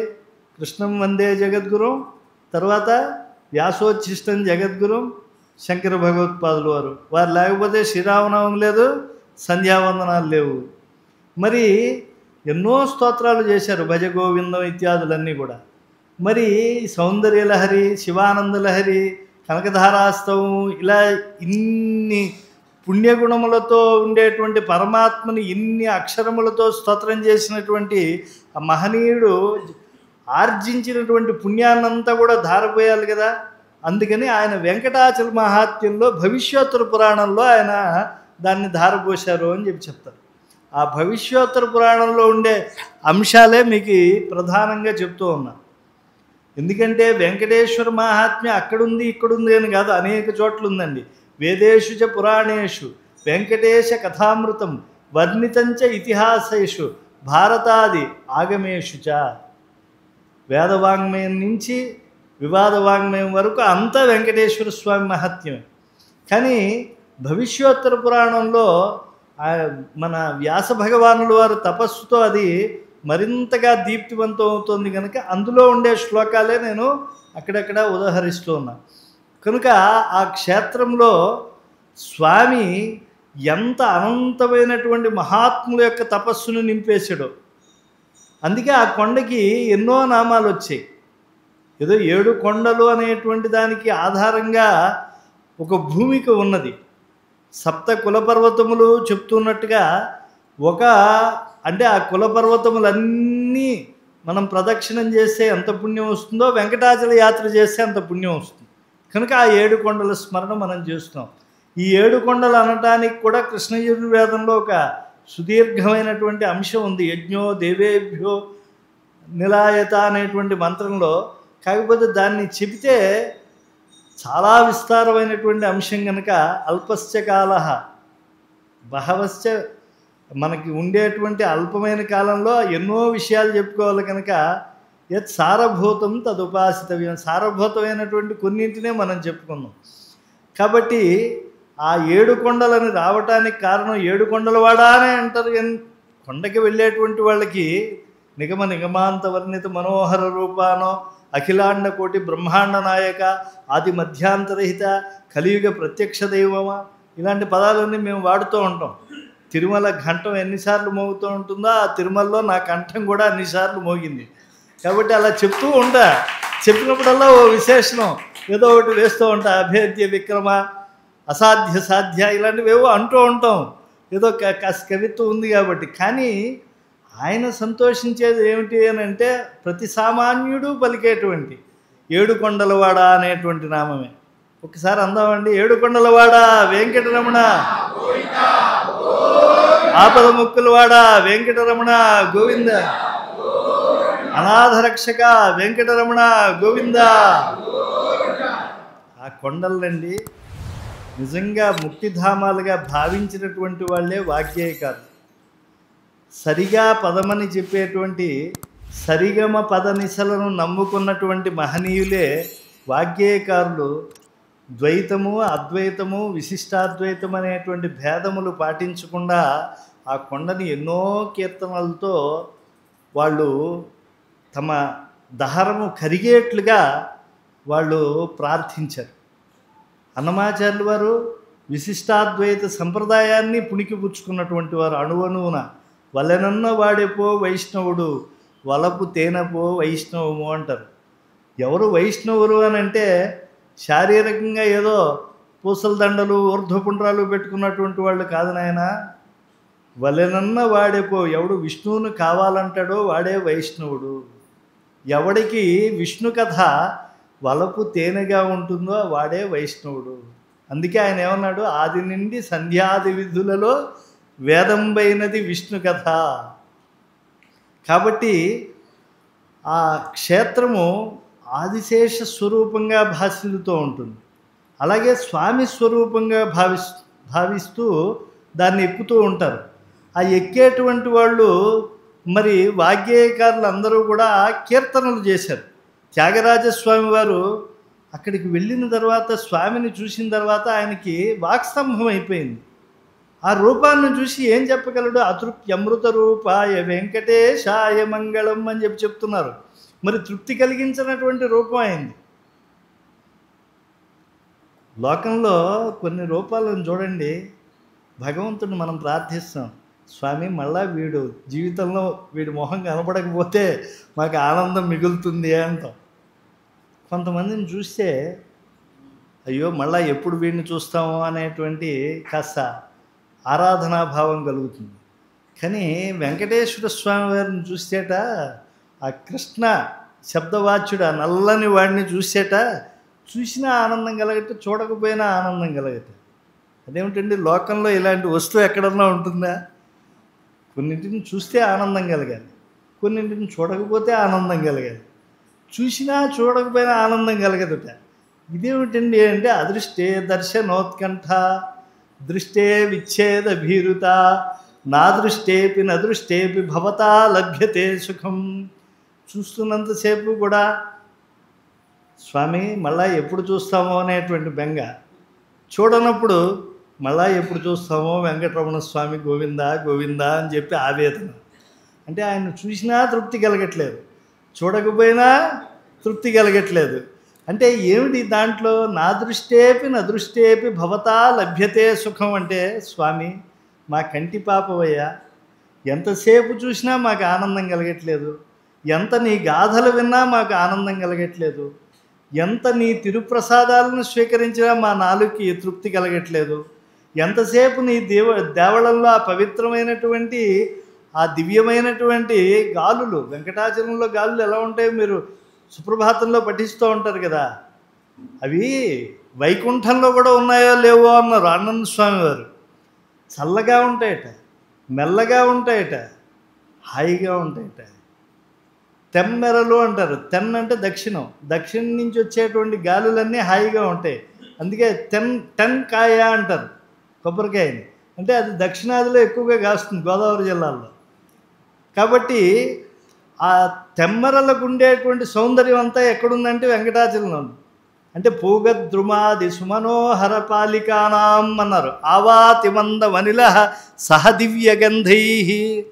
స్వామివారిని నిద్ర లేపడానికి, అయ్యా ఇది వైకుంఠం అనుకుంటున్నామో, వైకుంఠంలో గాలులు ఉంటాయి, అవి పవిత్రమైనవి కావచ్చు.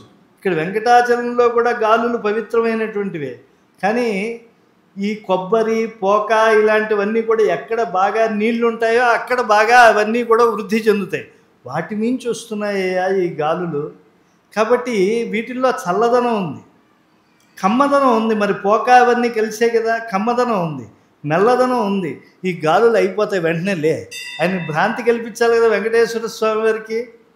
కాబట్టి గాలులు, కాబట్టి దేవాలయంలోకి వెళ్తే ప్రసాదాల గురించి, ఆ స్వామి స్వరూపం గురించి, ఆ యొక్క దివ్యమైనటువంటి గోవిందనామ ఘోషల గురించి, ఆ తులసి ఇత్యాది పవిత్రమైనటువంటి ద్రవ్యముల యొక్క ఆ పరిమళం యొక్క ఆఘ్రాణం గురించి ఈ పంచేంద్రియములు కూడా మనకి అద్భుతమైనటువంటి రంజకత్వాన్ని ఇస్తూ ఉంటాయి. కనుక అక్కడికి వెళ్ళిన తర్వాత తృప్తి కలగటం అనేటువంటిది మనకు కలగదు భగవత్ సాక్షాత్కారంలో, అలాంటి క్షేత్రం. కాబట్టి ఆ వెంకటేశ్వర స్వామి వారిని సర్వకాల సర్వావస్థల్లో దర్శించాలి అనేటువంటి ఒక భావన ఏర్పడుతూ ఉంటుంది. కాబట్టి అలాంటి స్వరూపం అయింది. అందుకే అన్నమాచార్యుల వారు అంటారు, ఎంత చూసినా తనియదు, ఎంత విన్నా తనియదు, నీ మూర్తి గురించి చెప్తూ ఉంటే ఆయన ఎవడో వచ్చి చెప్పాడు, మొన్న శాలువ వేసుకుని, ఆయన చెప్పినప్పుడు బాగానే ఉంది, వీడెవడో వచ్చాడు, వీడు చెప్పినా బాగానే ఉంది, ఇంకోటి ఎవడో వాడు చెప్పినా బాగానే ఉంటుంది. ఇది అసలు ఎవరి లోపమయ్యా ఇది అని అడిగాడు ఆయన్ని, స్వామిని అడిగాడు. ఇది నా వెలిత నీ వెలిత? ఏదైనా ఓ దేవతా స్వరూపం గురించి కొన్ని వింటే బాగుంటాయి, కొన్ని చూస్తే బాగుంటాయి, కానీ నీ గురించి విన్నా బాగానే ఉంటుంది, చూసినా బాగానే ఉంటుంది, తృప్తి అనేది కలగట్లేదు. కాబట్టి ఎక్కడో లోపం ఉంది. ఇలా కనిపించడంలో లోపం నీదా, లేకపోతే దర్శించడంలో లోపం నాదా? ఇదేమిటో కొద్ది క్లారిటీ కావాలి అన్నాడు. జగన్మోహనాకార చతురుడు పురుషోత్తమ అనేటువంటి పాటలో ఆయన ఎంత అద్భుతమైనటువంటి స్వామి రూపాన్ని ఆవిష్కరిస్తాడు. కాబట్టి అలాంటి గొప్పదైనటువంటి తీర్థముల యొక్క దేశము కానీ, అలాంటి గొప్పదైనటువంటి తపో భూమికలతో నిండినటువంటి దివ్య ప్రదేశము కానీ, అలాంటి మహామహిమాన్వితుడైనటువంటి దేవాది దేవుడు కానీ మనకి ఎప్పుడూ కూడా ఎక్కడా కనిపించరు. మనకి ఫలముల గురించి చెప్పుకోవాలంటే ఎప్పుడెప్పుడుకో వృత్తాంతాలకు వెళ్ళక్కర్లేదండి. సకాలంలో అంటే ఈ కాలంలో ఉండేటువంటి ఉదాహరణలతోనే చెప్పుకోవచ్చు. మీ అందరి చేతుల్లో చాలా సంస్కారవంతులండి మీరందరూ కూడా. మా సౌభాగ్యనగరంలో ఎలా ఉంటారో ఈ భాగ్యనగరంలో కూడా అలాగే ఉన్నారు. ఈ రోజుల్లో 10 నిమిషాల పాటు పెళ్ళం పక్కనన్నా ఉండని వాళ్ళు ఉంటారు, కానీ ఆఫీస్లో ఉండని వాళ్ళు ఉంటారు, కానీ సెల్ ఫోన్ వదిలే వాళ్ళు ఉండరు. దాంట్లో కనుక మీరు ఒక్కసారి కొడితే ఎన్నో అంశాలు, ఎన్నో మహిమలు స్వామి ఉంటాయి. ఇటీవల జరిగినటువంటి ఒక వృత్తాంతం నేను చెప్తాను. 2 డాక్టర్లకి పేర్లు చెప్తే సభా మర్యాదగా ఉండదు, మీరు కొడితే వచ్చేస్తుంది గూగుల్లో. తమ బిడ్డకి వాక్కు రాదు అని చెప్పి వాళ్ళు నిర్ణయించుకున్నారండి. నిర్ణయించుకుని చివరిగా అన్ని క్షేత్రములు అయిపోయి, ఈ భారతదేశంలో ఉండేటువంటి అన్ని మొక్కుబళ్ళు అయిపోయి, అంతా అయిపోయి చివరిగా నిత్య కళ్యాణం పచ్చతోరణంగా ఉండే వెంకటాచలంలో కళ్యాణం చేయించుకోవడానికి వెడుతున్నారు. ఇంక మన వాడికి వాక్కు రాదు అని అనుకున్నారు. ఏకాదశి దర్శనానికి వెళ్తున్నారు వాళ్ళు. ఇందాక చెప్పుకున్నాం కదా, స్వామి పుష్కరిణీ స్నానం, సద్గురు పాదసేవనం, ఏకాదశి వ్రతం చాపి త్రయం అత్యంత దుర్లభం అని. దుర్లభమైనటువంటి ఏకాదశి రోజున వెళ్తున్నారు వాళ్ళు దర్శనానికి. గోవిందనామాలతో ఆ యొక్క ఆనంద నిలయం ప్రతిధ్వనిస్తోంది. స్వామి సన్నిధికి వెడుతున్నారు. వెడుతూ ఉంటే ఆవిడ నింది, ఏమండి వెనకాల గోవిందా గోవిందా అంటున్నాడండి మన అబ్బాయి, ఒక్కసారి చూడరా అని.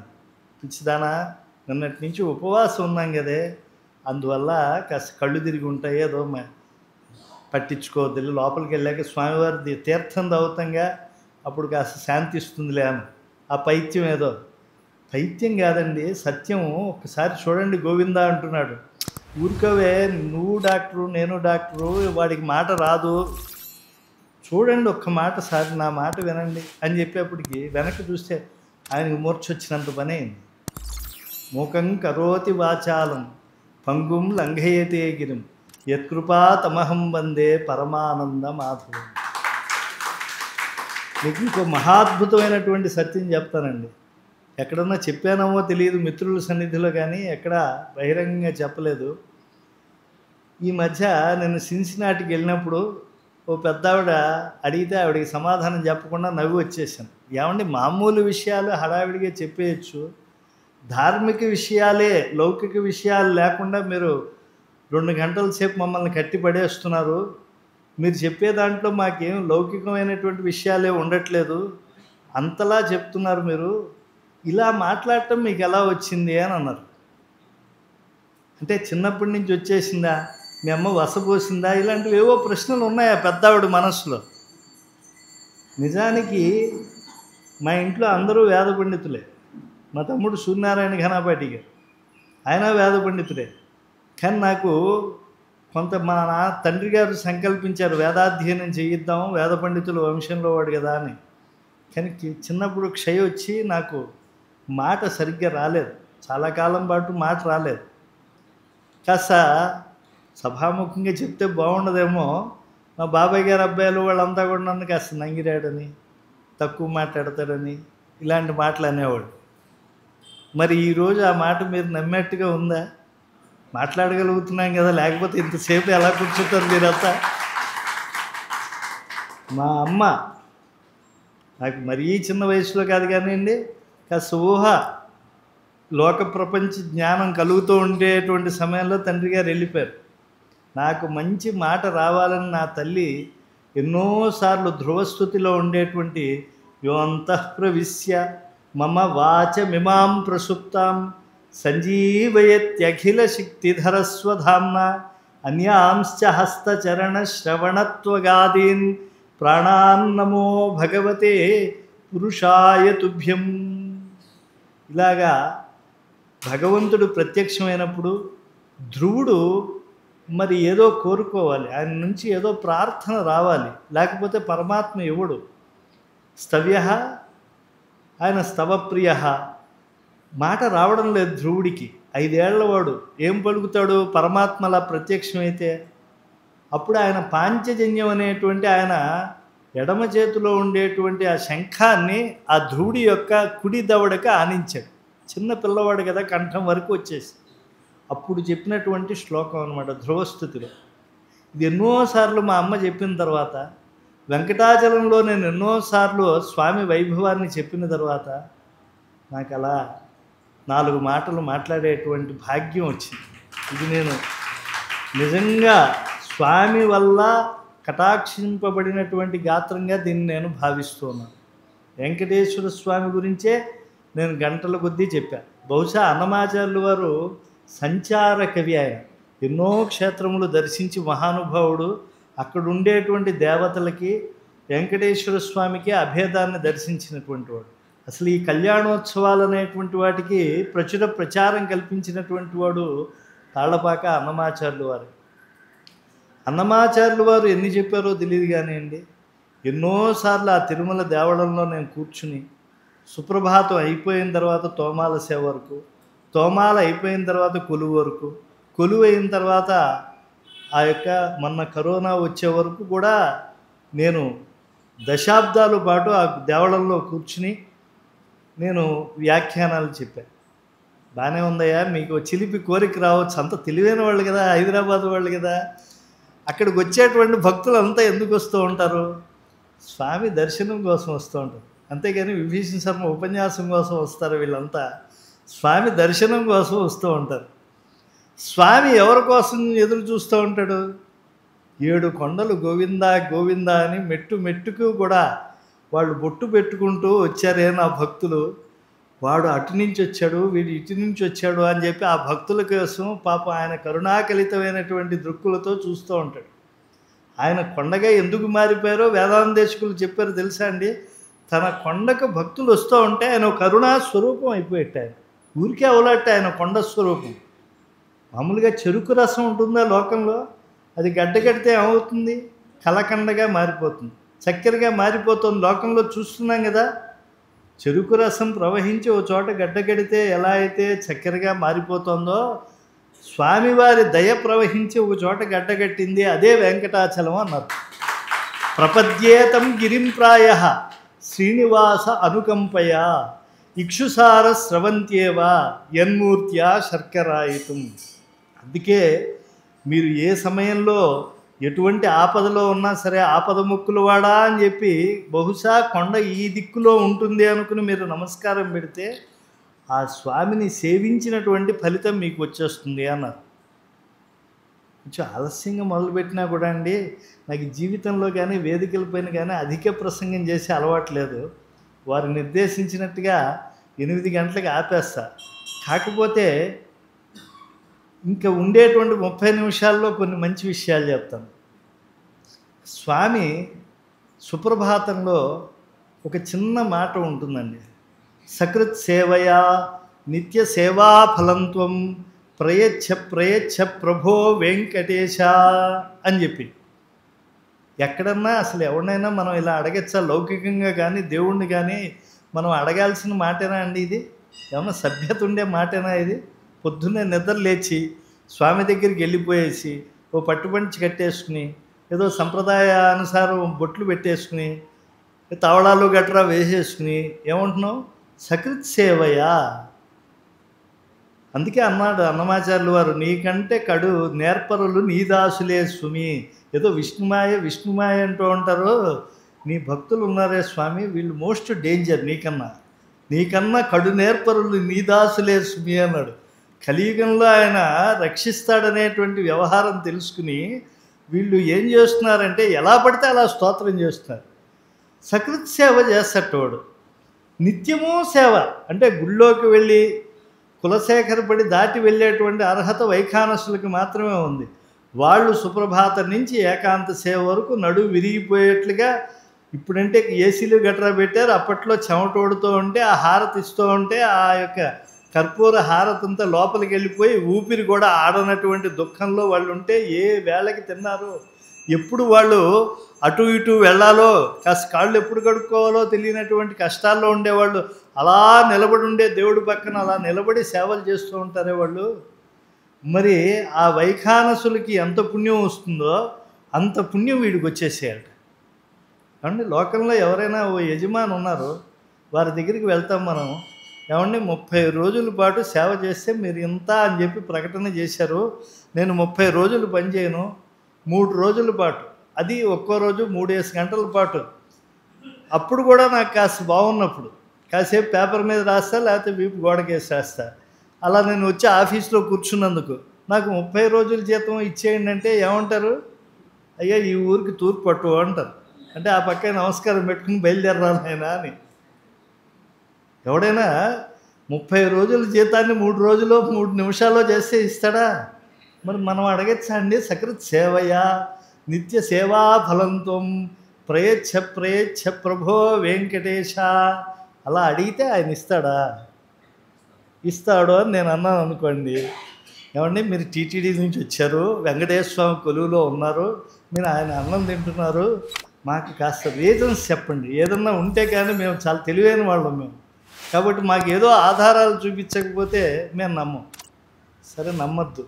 కదలి ఖర్జూరాది ఫలముల కన్నను ఓ రామ నీనామం ఎంత మధురం అన్నారు. ఎవరండి? ఒక ఆయన భండన భీముడు ఆర్తజన బాంధవుడు ఉజ్వల బాణ తోణ కోదండ కళాప్రచండ భుజతాండవ కీర్తికి రామమూర్తికి రెండవ సాటి దైవం ఇక లేడనుచున్ గడగట్టి భేరికా డాండడ డాండ డాండ నినదమ్ములు అజాండము నిండ మత్త వేదండము నెక్కి చాటెదను దాశరథి కరుణాపయోనిధి అనడలేడండి. అదిగో భద్రాద్రి, ఇదిగో గౌతమి చూడండి, చెవుల్లో ప్రతిధ్వనిస్తున్నాయా లేదా? గుండెలను గుడులుగా చేసుకోవాలంటే, రామనామంతో నింపేసుకోవాలంటే మనకు గుర్తొచ్చేవాడు ఎవరులండి? కంచర్ల గోపన్నే కదా. 3 రాజులండి. కంచర్ల గోపరాజు, కాకర్ల త్యాగరాజు, ఇంకొక ఆయన ఎవరండి? పోతన గారు, పోతరాజు. కాబట్టి అలా రాముణ్ణి అంతగా తీసుకొచ్చినటువంటి ఆ వంశంలో వారు ఎవరైనా వెళ్ళి స్వామి సేవలో ప్రత్యక్షంగా పాలు పంచుకోవడం ఎక్కడన్నా ఉందా అండి? అంటే ఆ క్షేత్రాన్ని తక్కువ చేస్తున్నానని కాదు, ఒక జన్మకే ముక్తినిచ్చి పంపించేసినటువంటి వాడే. అలాగే అక్కడ ఉండే దమ్మక్క కానీ, అక్కడ ఉండేటువంటి మిగతా వంశీయులు కానీ ఎవళ్ళో అంత ప్రత్యక్ష సేవల్లో కనిపించరు. అమృతలింగాకరమైనటువంటి కాళహస్తి పట్టణం ఉంది కదండి, అది తలుచుకోగానే ఎవరు గుర్తొస్తారండి? దంతంబుల్ పడనప్పుడే, తనువు జరాక్రాంతంబు కానప్పుడే, కాంతాసంఘము రోయనప్పుడే అని చెప్పి ఆ శివనామం ప్రతిధ్వనించాలి అని అంటే ధూర్జటి గుర్తు రావాలి. కాళహస్తీశ్వరి మాహాత్యం కాళహస్తీశ్వరి శతకం చదవాలి. కాబట్టి ఆ ధూర్జటి వంశీయులు ఎవరైనా కాళహస్తీశ్వరి క్షేత్రంలో ప్రత్యక్ష సేవల్లో ఉన్నారా? ఇలా చెప్పుకోవాలంటే మన శ్రీనాథుడు చెప్పకపోతే కాశీ మహత్యం తెలుగు వాళ్ళకి ఎవరికి తెలుస్తుందండి? కాబట్టి ఇలా ఆ కవుల వంశాలన్నీ ఏమన్నా ఉన్నాయా?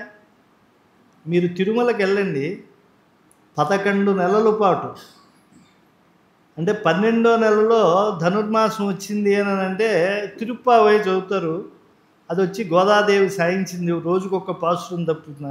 అలాగే తిరుప్పల్లి ఎళుచ్చి అనేటువంటిది తొండరడిప్పొడి ఆళ్వార్లని విప్రనారాయణ అంటే మన తెలుగు వాళ్ళకి బాగా తెలుస్తుంది. కాబట్టి ఆయన చెప్పినటువంటి ప్రాబోధికి సూక్తిమాలని చెప్తూ ఉంటారు ఈ ధనుర్మాసంలో. మిగతా 11 నెలలు కూడా ఈ అన్నన్న స్వామివారు సుప్రభాతం చదువుతూ ఉంటారు. ఈ సుప్రభాతం స్వామివారు నిజంగా వింటున్నారా అండి? వింటున్నారేమో మనకి తెలియదు, కానీ సహస్రాక్షుడు, సహస్ర శ్రవణుడు, శ్రవణ నక్షత్రంలో పుట్టినటువంటి వాడు, కానీ కులశేఖరపడికి యువతల అసలు మొట్టమొదటి లోపలికి వెళ్ళేవారు ఎవరు? సుప్రభాతం కౌసల్య సుప్రజ అని రామాన్ని మొదలు పెట్టంగానే లోపలికి ముందు సన్నిధి కొల్ల వెళ్ళిపోతాడు, ఆ తర్వాత అర్చక స్వాములు వెళ్ళిపోతారు, తర్వాత తంబురా పట్టుకుని ఓ అన్నమయ్య వెళ్ళిపోతాడు. స్వామివారికి ముఖావాసం చేస్తారు, అంటే మొహం మీద కాస్త నీళ్లు చల్లుతారు. ఆయనకి అంతే, ఆయన స్నానం చేయడండి డైలీ, ఆయన రోజు పాదాలు కడుగుతారు, భోగ శ్రీనివాసమూర్తికి అభిషేకం చదువుతారు, చుట్టూ ఉండే మూర్తులపై నీళ్లు చల్లుతారు. అంతే, స్వామి స్నానం చేసేసినట్టే. ఒక్క శుక్రవారం నాడు మాత్రమే ఆయనకి అభిషేకం, మిగతా రోజుల్లో ఆయనకి ఇప్పుడు ఐటీ వాళ్ళు చేసే పని అదే కదా, సాఫ్ట్వేర్, అప్పర్వేర్, అండర్వేర్ అందరూ చేసే పని అదే కదా. పొద్దున్నే పౌడర్ పూసుకుని బయటకు వచ్చి పేపర్ చదువుతూ ఉంటారు. నేను చూస్తూ ఉంటా కాస్త, నేనేమో అంత అమాయకుండా ఏం కాదు. కాబట్టి సుప్రభాతంలో ఈ బయట సంస్కృతం మీడియం, తమిళం మీడియం మనకి లోపలికి హడావిడిగా తంబురా పట్టుకు వెళ్ళిపోయాడు చూసారా. ఈ తాళ్లపాక వంశం వాడు ఇప్పుడు 12వ తరం వాడు. ఓ రోజు హరినారాయణాచార్యులు, ఓ రోజు నాగభూషణాచార్యులు, ఓ రోజు రాఘవ అన్నమయ్యో లోపలికి వెళ్ళిపోతాడు. ఈ వెళ్ళిపోయినటువంటి ఆయన గోపాల రాగంలో ఉండేటువంటి మేలుకొనవే నీలమేఘవర్ణుడా వేళ తప్పకుండాను శ్రీ వెంకటేశ్వరుడా అనేటువంటి పాట, లేకపోతే విన్నపాలు వినవలు వింత వింతలు పన్నగపు దోమతెర పైకెత్త వేలయ్య, ఇలాంటి పాటలు పాడుతూ ఉంటాడు. మధ్యాహ్నం వచ్చిందనుకోండి స్వామివారి, అంటే ప్రతి సేవల్లోనూ వాళ్ళ కీర్తనలు. మధ్యాహ్నం కూడా సేవలో కళ్యాణోత్సవం జరిగిందంటే అక్కడ కన్యాదాతలుగా భారద్వాజ గోత్రీయులైన తాళ్లపాకం వాళ్ళే పాల్గొంటారు. వాళ్ళు బాగా అక్షతారోపణం జరిగేప్పుడు ఏ పాట పాడతారండి? పిడికిట తలంబ్రాల పెండ్లి కూతురు అని చెప్పి. రాత్రి మళ్ళీ ఏకాంత సేవ వచ్చిందనుకోండి, మళ్ళీ ఎవరు ఈ తంబురా ఇచ్చుకుని ఈయనే పెడతాడు. అన్నమయ్య వంశీయుడే వెళ్ళి అంగుగా తాళ్లపాక అన్నయ్య చాలా శృంగార రచనగా చెప్పిని జోల జో అచ్యుతానంద జోజో ముకుంద లాలి పరమానంద రామగోవింద అని చెప్పి. కాబట్టి ఆయన తెలుగు పాటలు వింటూ నిద్రలేస్తున్నాడు, తెలుగు పాటలు వింటూ పెళ్ళిళ్ళు చేసుకుంటున్నాడు, తెలుగు పాటలు వింటూ రాత్రి ఏకాంత సేవ, తాళ్లపాక వారి లాలి, తరిగొండ వారి హారతి లేకపోతే ఆయనకి నిద్ర పడదు. కాబట్టి 12వ తరం వాళ్ళు అక్కడ సేవ చేస్తున్నారు. ఈ దివిటీ వెలుగుల్లో లోపలికి తీసుకెళ్ళినటువంటి ఆయన ఉన్నారే, ఆ సన్నిధి గల్లా వాళ్ళు 40 వంశాలు ఏవో చెప్తున్నారు. వాళ్ళు ఆ తరాలన్నీ కూడా వాళ్ళు వంశవృక్షం వేసి చూపుతారు. మనం ఏదో వసురుద్రాదిత్య రూపాల కోసం గుర్తుపెట్టుకున్నాం, వాళ్ళు అన్ని తరాలు చెప్పేస్తున్నారు. 40 వంశాల పేర్లు చెప్పేస్తారు వాళ్ళని కదిపితే. మా తాతగారు ఆయన, మా ముత్తాతగారు ఆయన, ఆయన తాతగారు ఆయన, ఆయన తాతగారు ఈయన అని చెప్పి. కాబట్టి అలాంటి సన్నిధి గొల్ల వంశం. అలాగే ఆనాడు గోపీనాథ దీక్షితుడు పుట్టలోంచి బయటకు వచ్చినటువంటి స్వామివారి పొట్ట నింపాలి అని చెప్పి ఆయన ఫలాదులు అవన్నీ సమర్పించాడు. ఆ వైఖానస వంశం వారే ఈనాటికే అవిచ్ఛిన్న పరంపరగా వాళ్ళు కైంకర్యం చేస్తూ ఉన్నారు స్వామివారికి. అలాగే స్వామివారికి పుష్పకైంకర్యం బాగా చేసినటువంటి వారు అనంతాళ్వాన్. భగవద్ రామానుజుల వారు ఓసారి పాఠం చెప్తూ, ఇక వెంకటాచలాన్ని ఆళ్వారులు కీర్తించారయ్యా గొప్పగా. స్వామికి పూసై అంటే పూజ చేయాలంటే పూలతోనే చేయాలి. రవీంద్రనాథ్ ఠాగూర్ అంటారు కదా క్రిసెంట్ మూన్లో, స్వామి నువ్వు ఆకాశాన్ని సృజించినందుకు నేను కృతజ్ఞతగా లేను, ఈ భూమి ఇచ్చినందుకు కృతజ్ఞతగా లేను, నీ పాదాలు సేవించడానికి పూలను ఇచ్చావు, అందుకని నేను నీ కృతజ్ఞుడిని అంటాడు. శ్రీరంగాన్ని, కాంచిని, త్యాగమండపం, భోగమండపం అని కీర్తించినటువంటి ఆళ్వారులు తిరుమలని పుష్పమండపంగా కీర్తించారు. ఈరోజు స్వామివారికి పుష్పాలు పూలంగి సేవ, అంటే గురువారం నాడు ఆ పూల అంగీగా ఆయన అనేక పూలతో ఆయన సేవలు అందుకుంటాడు. ముఖ్యంగా కనకాంబరాలు ఉండాలి ఆయనకి. ఎవరు చేసేవాళ్ళు లేరే అంటే గర్భవతి అయినటువంటి భార్యతో అక్కడికి వెళ్ళి గొప్ప సేవ చేసినటువంటి వాడు అనంతాళ్వాన్. ఈ అనంతాళ్వాన్ వంశీయులు ఇప్పటికీ ప్రత్యక్ష సేవలో ఉన్నారు. మాకైతే బాగా తెలిసిన ఆయన టిఏపి నారాయణ గారని, టిఏపి కస్తూరి రంగన్ గారని, వాళ్ళంతా కూడా అడ్మినిస్ట్రేషన్లో కూడా పనిచేశారు. అలాగే మీరు సుప్రభాతంలో చదువుతూ ఉంటే కొంతమంది శ్రీ వైష్ణవులు జలాలను తీసుకొస్తూ ఉంటారే, వాళ్ళంతా తిరుమల నంబి వంశీయులు. ఆ రోజు తిరుమల నంబి వృద్ధుడైపోయి పాపనాశనం నుంచి తీసుకొచ్చేవాడు ఆయన.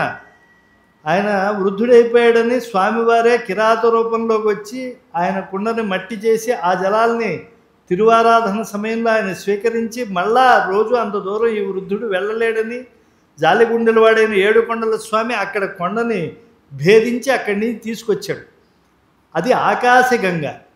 ఇప్పుడు ఆకాశగంగ నుంచే తిరుమల నంబి వంశీయులు స్వామివారి తిరువారాధనకి జలాన్ని తీసుకొస్తూ ఉంటారు.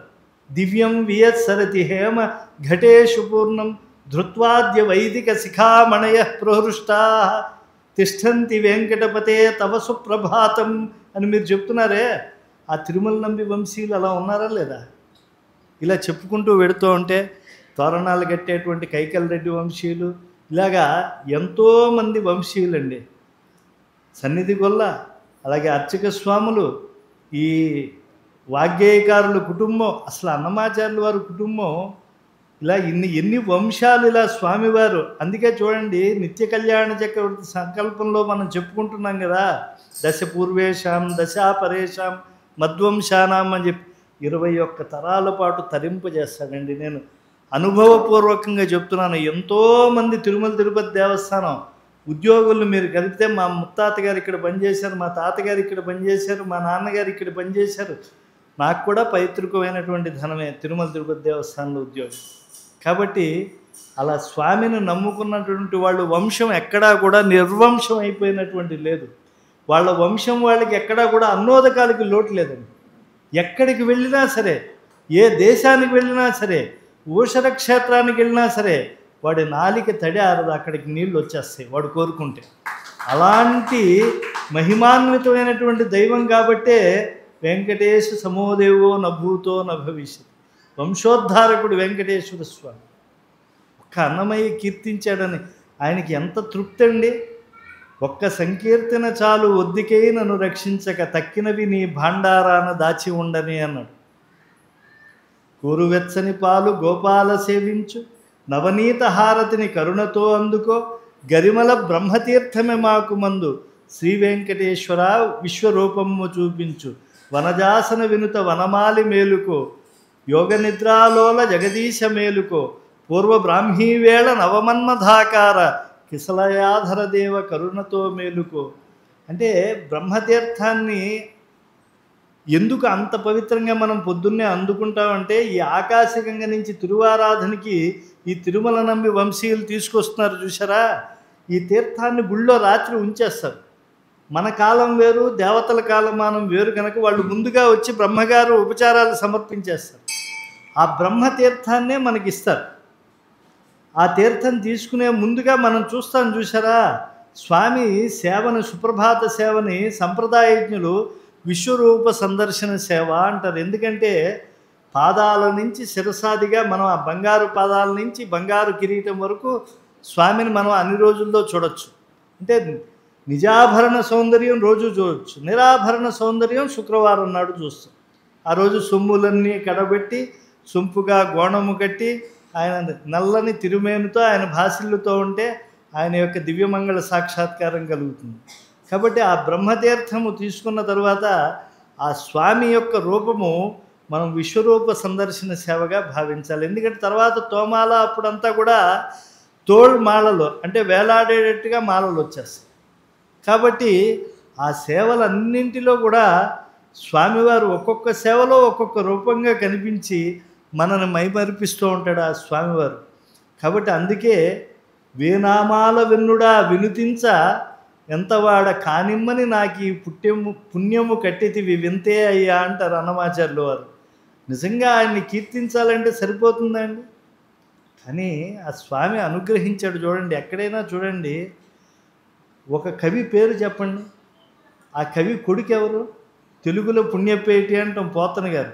ఆయన కొడుకు పేరు ఎవరైనా చెప్పండి. చెప్పచ్చేమో ఏ చారిత్రక విభాత సంధ్యల్లో ఉండేటువంటి జ్ఞానం కలిగినటువంటి ఐతిహాసికులు ఎవరన్నా.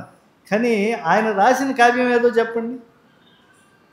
ఎందుకంటే శాస్త్ర పండితులు అనూచానంగా ఉండొచ్చు, ధనిక కుటుంబాలు ఉండొచ్చు, రాజ కుటుంబాలు ఉండొచ్చు, కవి కుటుంబాలు ఉండవండి. ఎందుకంటే ప్రతిభతో.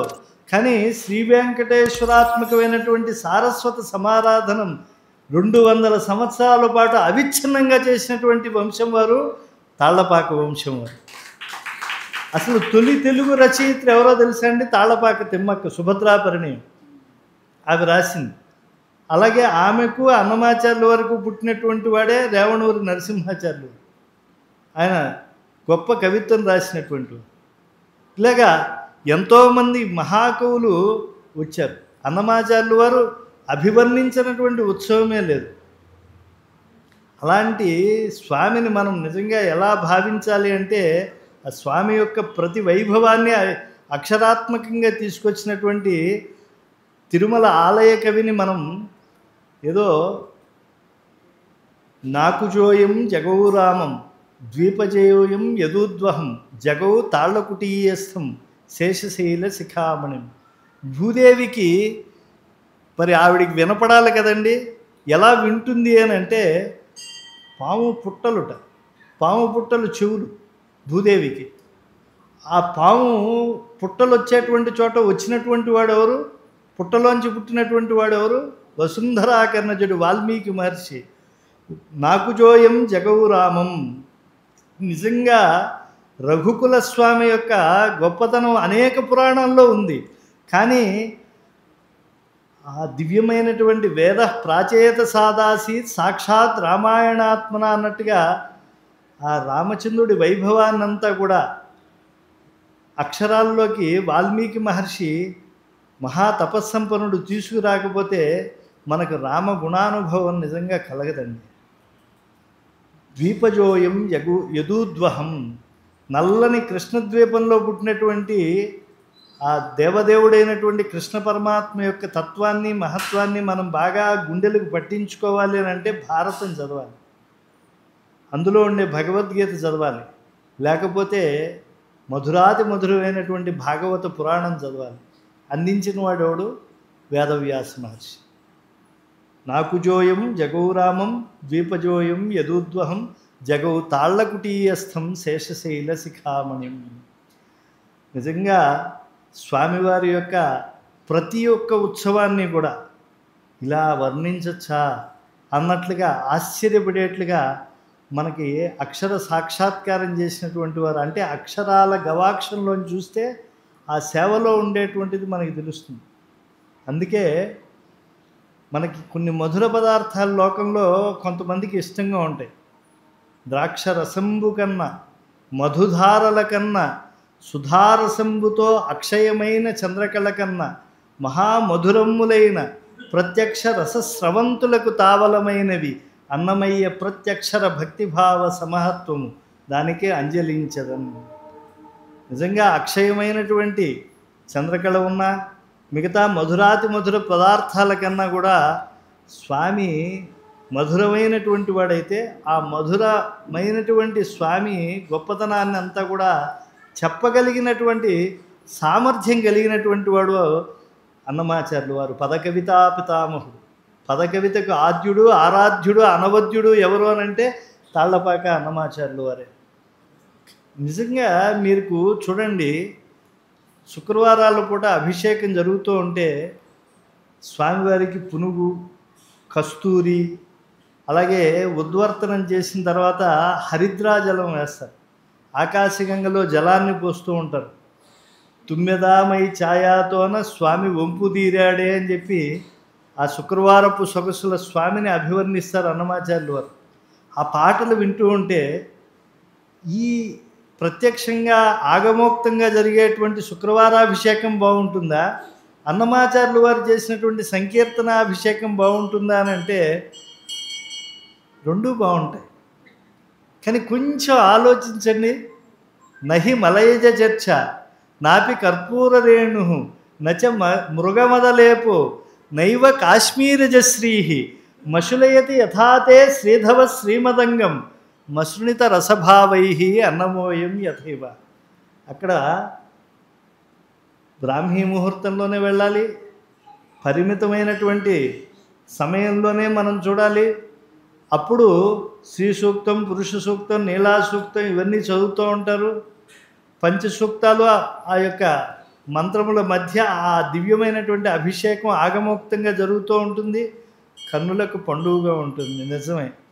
కానీ ఈరోజు శనివారం అయినా, రేపు ఆదివారం అయినా, ఏ సమయమైనా సరే మనకి ఎవరైనా చక్కటి వాగ్గేయకారుడు లాంటి వాడు ఆ స్వామివారి పైన అభిషేక కీర్తన పాడుతూ ఉంటే మనం మరిచిపోయేసి ఆ శుక్రవార అభిషేక సేవని మనం అలా దర్శిస్తూ ఉంటామా లేదా? మన కనుల ముందు ఏ కళాకారుడు పాడుతున్నాడని కానీ, మన ముందు వాడు ఏ రాగంలో పాడుతున్నాడని కానీ, మనం ఏ ఉపస్థితిలో ఉన్నాయో అని కానీ, ఇవేమీ మనకి ఈ భౌతిక ప్రపంచ దృష్టి ఏర్పడదు. మనం ఎలా వెళ్ళిపోతున్నాం? ఆనంద నిలయంలో కూర్చున్నాము, అక్కడ ఎదురుకుండా అభిషేకం జరుగుతోంది. ఈ గరుడాళ్ళవారి దగ్గర నుంచి మనకి స్పష్టంగా కనిపిస్తోంది. అదిగో ఆ బంగారు వాకిళ్ళు, ఆ లోపల అదిగో సకల దేవతలు కూడా ఏ అరవిందముల యందు దృష్టి కలిగి ఉంటారో అటువంటి అరవిందాక్ష పదారవింద మకరంద సంసేవాశక్తితో మనం ఓలలాడుతూ ఉన్నాము అనేటువంటి దివ్య భావనా భూమికల్లోకి వెళ్ళిపోతూ ఉంటాం. కనుక నహి మలయజ చర్చ నాపి కర్పూర రేణు నచ మృగమదలేపో నైవ కాశ్మీరజశ్రీ మశులయతి యథాతే శ్రీధవ శ్రీమదంగం మశృణిత రసభావై అన్నమోయం యథైవ. కనుక అన్నమయ్య కీర్తనల ద్వారా స్వామి దివ్య తీర్థముల గురించి, ఆ గొప్పదైనటువంటి క్షేత్రము గురించి అసలు అభివర్ణించటానికి మాటలకి అందనటువంటి వాడైనటువంటి వాచామగోచరుడైనటువంటి కలియుగ ప్రత్యక్ష వరదుడైనటువంటి వెంకటేశ్వర స్వామి వారి యొక్క లీలల గురించి మనకి ఎన్నో రహస్యాలు మనకి తెలుస్తూ ఉంటాయి ఆ కీర్తనల ద్వారా. ఒక్క సత్యాన్ని చెప్పి ముగించేస్తానండి. ద్వాపర యుగంలో కృష్ణ పరమాత్మ వేణుగాన ధ్యానంలో ఉన్నారు. అలా ఆయన వేణువుని ఆలపిస్తూ ఉంటే ప్రకృతి అంతా ఆ వేణువు నాదము చెవిలో పడంగానే ఆ బ్రహ్మ శబ్దము యొక్క తరంగితమైనటువంటి ధ్వనులకు పులకించిపోయినటువంటి గోప సంఘములన్నీ కూడా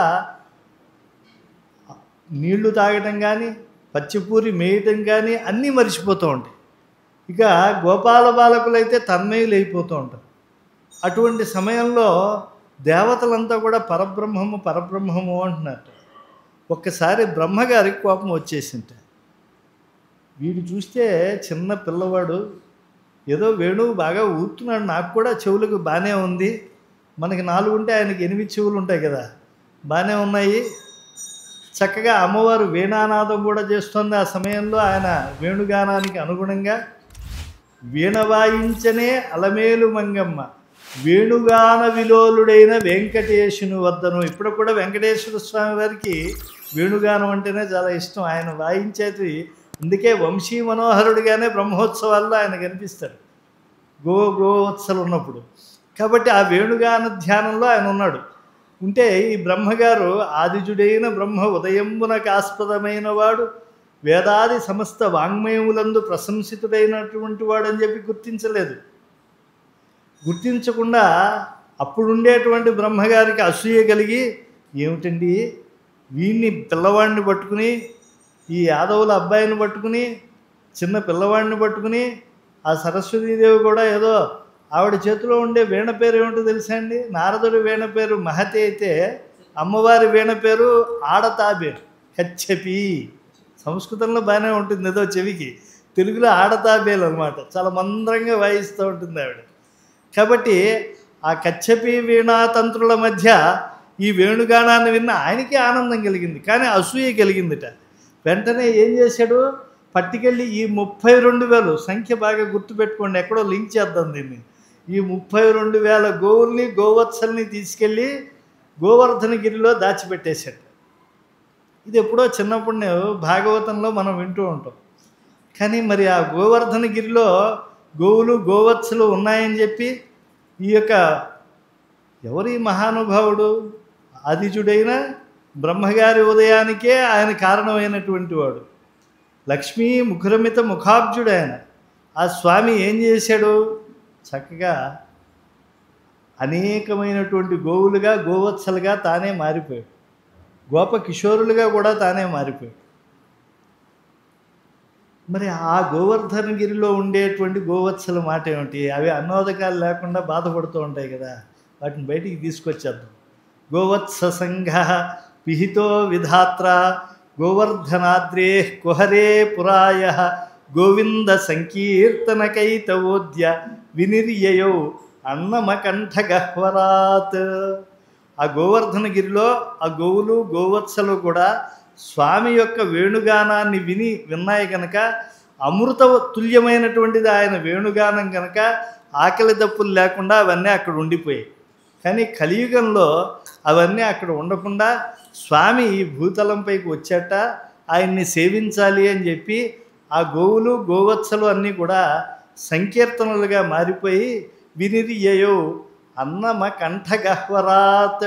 ఈ అన్నమాచార్యులు అనేటువంటి వాడి కంఠ గుహ నుంచి ఆ 32,000 గోవత్సలు కూడా బయటకు వచ్చేసాయి. గోవత్స సంఘ పిహితో విధాత్ర గోవర్ధనాద్రే కుహరే పురాయ గోవింద సంకీర్తనకైతవోద్య వినిర్యయౌ అన్నమకంఠగహ్వరాత్. కాబట్టి ఆ 32,000 సంకీర్తనలు ఎంతో అద్భుతాలు. వాటి లోతుల్లోకి వెళ్ళనండి, ఎన్ని సమన్వయాలు చెప్తారో. ఏమిటండి, కృష్ణుడు నల్లగా ఉన్నాడు అని ఆ స్వామికి ఆ పద్మావతి అమ్మవారికి కళ్యాణం జరిగేటువంటి వేళ చెలికెత్తెలో అనుకున్నట్ట. అనుకుంటే ఎక్కడండి మా అన్నమాచార్యుల వారు అన్నమాచార్యుల వారికి కోపం వచ్చేసింది. మా అన్నమాచార్యుల వారికి అరాధనీయుడైనటువంటి ఆ స్వామి నల్లగా ఉన్నాడా? ఏం లేడు, ఆయన తెల్లగానే ఉండేటువంటి వాడు. మీరు సత్యనారాయణ స్వామి వ్రతం చదవండి. వ్రతకథలో నారద మహర్షి వెళ్ళి చూసేప్పటికీ శుక్లవర్ణం మహావిష్ణువు అని ఉంటుంది చూడండి కావాలంటే. రేపు కార్తీక మాసం వస్తే వదలకుండా చేస్తారు కదా, తెల్లగా ఉన్నాడు విష్ణువు. జాంబవంతుడు కూడా ఈ సత్యాన్ని చెప్తాడు. రఘువంశంలో అబద్ధాలు చెప్పే రాజులు లేరు, తెల్లని కాకులను చూసినటువంటి వాడిని అని చెప్పి ఆయన చెప్తూ ఉంటాడు. తెల్లని విష్ణువును చూసినటువంటి వాడిని వర్ణిన్ అంటారు కదా. మహావిష్ణువు త్రివిక్రముడిగా మారినప్పుడు 3 సార్లు ప్రదక్షిణం చేశాడు ఆయన. కాబట్టి అలాంటి తెల్లని విష్ణు అండి ఈయన అన్నాడు. మరి నల్లగా కనిపిస్తున్నాడు గయ్యా, కనిపించేటువంటి దాన్ని కాదంటావే అంటే, ఈ దిక్కుమాలిన ఆడవాళ్ళు ఉన్నారు కదండి, కాటుకు కళ్ళు పెట్టుకుని చూసేస్తున్నారు. ఇంత కళ్ళు వేసుకుని, చంపక చారడి కళ్ళు వేసుకుని వీళ్ళ మొహాలు మండ వీళ్ళంతా చూసేస్తూ ఉంటే మా స్వామి నల్లగా కాకుండా తెల్లగా ఉంటాడా? చెప్పండి, మీరే చెప్పండి. ఏతదఖిలంబునకు తాను ఈశ్వరుండి సకల భూతములలో తా పొదలువాడు ఇతడు జలధి కన్యాపాంగ లలితేక్షణములలో కలసి మెలగుచునున్న కజ్జలంబితడు. అంతేకాదా, ఆ దుర్మార్గురాలైన మా అమ్మ ఉందే మహాలక్ష్మమ్మ, ఆవిడ పూసుకోవడానికి కాటుకు ఉంది కదండి, పూసుకోవచ్చుగా. మా స్వామినే కంటికి పూసేసుకుందండి, అంటే కంట్లో పెట్టేసుకుంది ఆవిడ. కాబట్టి ఆవిడ కళ్ళు నీల ఉత్పలాలు కనుక మా స్వామి నల్లగా ఉన్నాడు, కానీ లేకపోతే తెల్లగా ఉంటాడండి ఆయన. ఇలా స్వామి గురించి ఒక్క మాట కూడా ఆడకుండా కాపాడేటువంటి ఆయన ఇంకా అమ్మ జోలికి వచ్చాడంటే అసలు తెచ్చిపోతాడండి ఆయన, ఇంకా ప్రమాదకరంగా మాత్రం. అసలు ఆశ్చర్యం ఏంటో తెలుసా అండి, వెంకటేశ్వర స్వామి వారికి అంకితం ఇచ్చేశారండి. 5 ఏళ్లకే అమ్మ ముద్ద పెట్టేప్పటికీ ఆ పలుకుతేనెల తల్లి ఇచ్చినటువంటి వాక్ప్రభావంతో అన్నమాచార్యుల వారు కట్టలు దిగినటువంటి ప్రవాహంలాగా కవితా ధోరణితో ఆయన అలమేలు మంగా శతకం చెప్పేశాడండి అంటూ ఉంటారు కదా. అమ్మకు మంగళాశాసనం చేసేశాడు. మంగళమమ్మకున్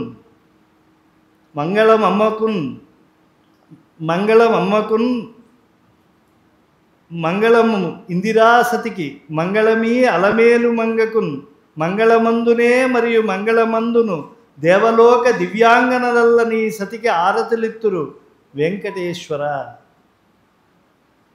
చూడండి, వెంకటేశ్వర అనే మకుటంతో ఆయన చెప్పాడు, కానీ చెప్పిన ప్రతిపద్యం మంగళాశాసనంతో సహా అమ్మవారికే చెప్పాడు ఆయన. తంబు చెప్పెగా అమ్మకు తాళ్లపాక ఘనుడు అన్నడు పద్యశతంబు చెప్పెగా కొమ్మని వాక్ప్రసూనముల కూరిమితో అలమేలు మంగకున్ నెమ్మది నీవు సేకుని అనేక యుగములు బ్రహ్మకల్పములు సమ్మదమంది వర్ధిలము యవ్వనలీలల వెంకటేశ్వర. అంటే అమ్మకి ఇచ్చింది నాకెందుకు ఇస్తున్నావయ్యా, నువ్వేమో వెంకటేశ్వర వెంకటేశ్వర అని మొకటం పెట్టావు, కానీ అన్నీ అమ్మవారిపైనే చెప్పావు కదా నువ్వు, మరి నాకెందుకు ఇస్తున్నావు అని అంటే, ఆయన యవ్వన స్వభావ లావణ్య నిత్య రత్నాకరుడు వెంకటేశ్వర స్వామి వారు. ఎప్పుడూ యవ్వనాన్ని కోల్పోకుండా ఉంటాడు ఆయన. అందుకే స్వామిది ఎప్పుడూ కూడా శరీరుడు అని అనకూడదండి, ఆయన గొప్ప శరీరం కలిగిన వాడు అనకూడదు. దేహము, ఆయన దహింపబడేటువంటి తత్వముతో ఉండేటువంటి వాడు, అగ్నిస్వరూపుడు ఆయన. దేహ వృద్ధవు అని ధాతువు. బాగా వ్యాకరణం బాగా తెలుసండి, గ్లామర్ లేకపోయినా గ్రామర్ బాగా ఉంది నాకు. ధాతుపాఠం చదివితే మీకు ఉంటుంది అక్కడ స్పష్టంగా. దేహ వృద్ధవు, అప్పటికప్పటికి నవో నవో భవతి జాయమాన అని చెప్పి. కాబట్టి అలాంటి మంగళకరమైనటువంటి దేహం కలిగినటువంటి ఆయనకు స్వామి తత్వం తీసుకొస్తారండి. పల్లకిలో ఎక్కించి తీసుకొస్తూ ఉంటారు కదా, తీసుకొచ్చేప్పుడు మామూలుగా బిరుసు పోయిలు పట్టుకొస్తూ ఉంటే అన్నమాచార్యుల వారికి నచ్చలేదు. మంచి జవరాళ్ళు తీసుకొస్తున్నారట పల్లకిలో, శృంగార పల్యంకికా వహనంబు అంటారే, మంచి అందంగా అలంకరింపబడిన ముత్యాల పల్లకిలో అమ్మవారిని తీసుకొస్తున్నారట. అయినా ఆడవాళ్ళను తిడుతున్నట్ట అన్నమాచార్యుల వారు. ఈయనకేమండి, ఆడవాళ్ళు యవ్వనంలో ఉండేవాళ్ళు హాయిగా తుగుటుయ్యాల్లో ఉండేట్లుగా తీసుకొస్తున్నారు కదా. మగవాళ్ళంటే కాస్త బిరుసు, మగాళ్ళు పాడితే ఎలా ఉంటుంది, బండపేరంటాళ్ళు పాడినట్టు ఉంటుంది. కాబట్టి చక్కగా వాళ్ళు మంచి పాటలు పాడుతూ మంగళారతులతో ఆడవాళ్ళు తీసుకొస్తున్నారు కదా. అయినా కోప్పడుతున్నట్టు అన్నమాచార్యుల వారు. ఎందుకని, వాళ్ళు కాస్త యవ్వనం గర్వం ఉంది వాళ్ళకి, అందుకని కాస్త కులుకుతూ వయ్యారంగా నడుస్తున్నారట. కులుకగా నడవరో కొమ్మలాల జలజల రాలిని జాజులు మా అమ్మ కులకండా నడవండి మీ మొహం మండ. అలా వయ్యారంగా ఊగిపోతున్నారేమిటి. మా అమ్మవారు 7 మల్లెలే ఎత్తు సుకుమార తల్లి, తల్లో పెట్టుకున్నటువంటి జాజులన్నీ రాలిపోతున్నాయి, ఆ నెన్నుదురు చెమరుస్తోంది, అలకలు అలా వచ్చి మొహం మీద పడిపోతున్నాయి అని. అప్పుడు పాపం వాళ్ళు ఎందుకులే ఈయన మాగా తిట్టేట్టున్నాడు అని చెప్పి మంగళారతులు ఇచ్చేద్దాం అని చెప్పి కాస్త కర్పూరం వద్దొద్దు, అమ్మ మొహం కాస్త నల్లబడిపోతుంది, కాబట్టి ముత్యాలను ఇవ్వండి అని చెప్పి ఇలా ఆర్ద్రతాబంధురంగా అటు అయ్యవారిపైన ఇటు అమ్మవారిపైన అసంఖ్యాకమైనటువంటి కీర్తన రవళలతో ఆయన ఆరాధించాడు. అలాంటి ఆర్ద్రతాబంధురమైనటువంటి భావంతో ఎన్నో విషయాలు ఆ వెంకటాచలం గురించి, అక్కడ తీర్థాల గురించి, ఆ క్షేత్రం గురించి చెప్పాలి అనుకున్నాను, కానీ కాల కలయతామహం, స్వామి కాలం అనేటువంటి దాంతో కలియబెట్టేస్తూ ఉంటాడు కనుక వచ్చినటువంటి పరిమితమైనటువంటి సమయంలో ఏదో ప్రాకృతమైనటువంటి మాటలతో ఏదో చెప్పి భాగవతోత్వం లేనటువంటి మీకు ఏదన్నా కష్టాన్ని కలిగించానేమో నన్ను మన్నించండి. ఏ శృణ్వన్ ఫల్గుమపు మే వాచం వల్గుమివాదరాత్ తాన్ వత్సలాన్ నమస్యామి సతః కార్తజ్ఞ సంయుత స్వస్తి ప్రజాభ్య పరిపాలయంతాం న్యాయేన మార్గేణ మహిం మహిషాః గోబ్రాహ్మణేభ్య శుభమస్తు నిత్యం లోకాః సమస్తాః సుఖినో భవంతు కాలే వర్షతు పర్జన్యః పృథివీ సస్యశాలిని దేశోయం క్షోభరహితో బ్రాహ్మణాः సంతు నిర్భయాः అపుత్రాः పుత్రిణः సంతు పౌత్రిణः అధనాः సధనాः సంతు జీవంతు శరదాం శతం మంగళం కోసలేంద్రాయ మహనీయ గుణాత్మనే చక్రవర్తి తనూజాయ సార్వభౌమాయ మంగళం. ఇందిరారమణ గోవింద, లక్ష్మీరమణ గోవింద, రమారమణ గోవింద, ధాత్రీవరద గోవింద, మేదినీవరద గోవింద, ధరావరద గోవింద, సుగ్రీవవరద గోవింద, విభీషణ వరద గోవింద, ఆంజనేయ వరద గోవింద, గోవింద గోవింద.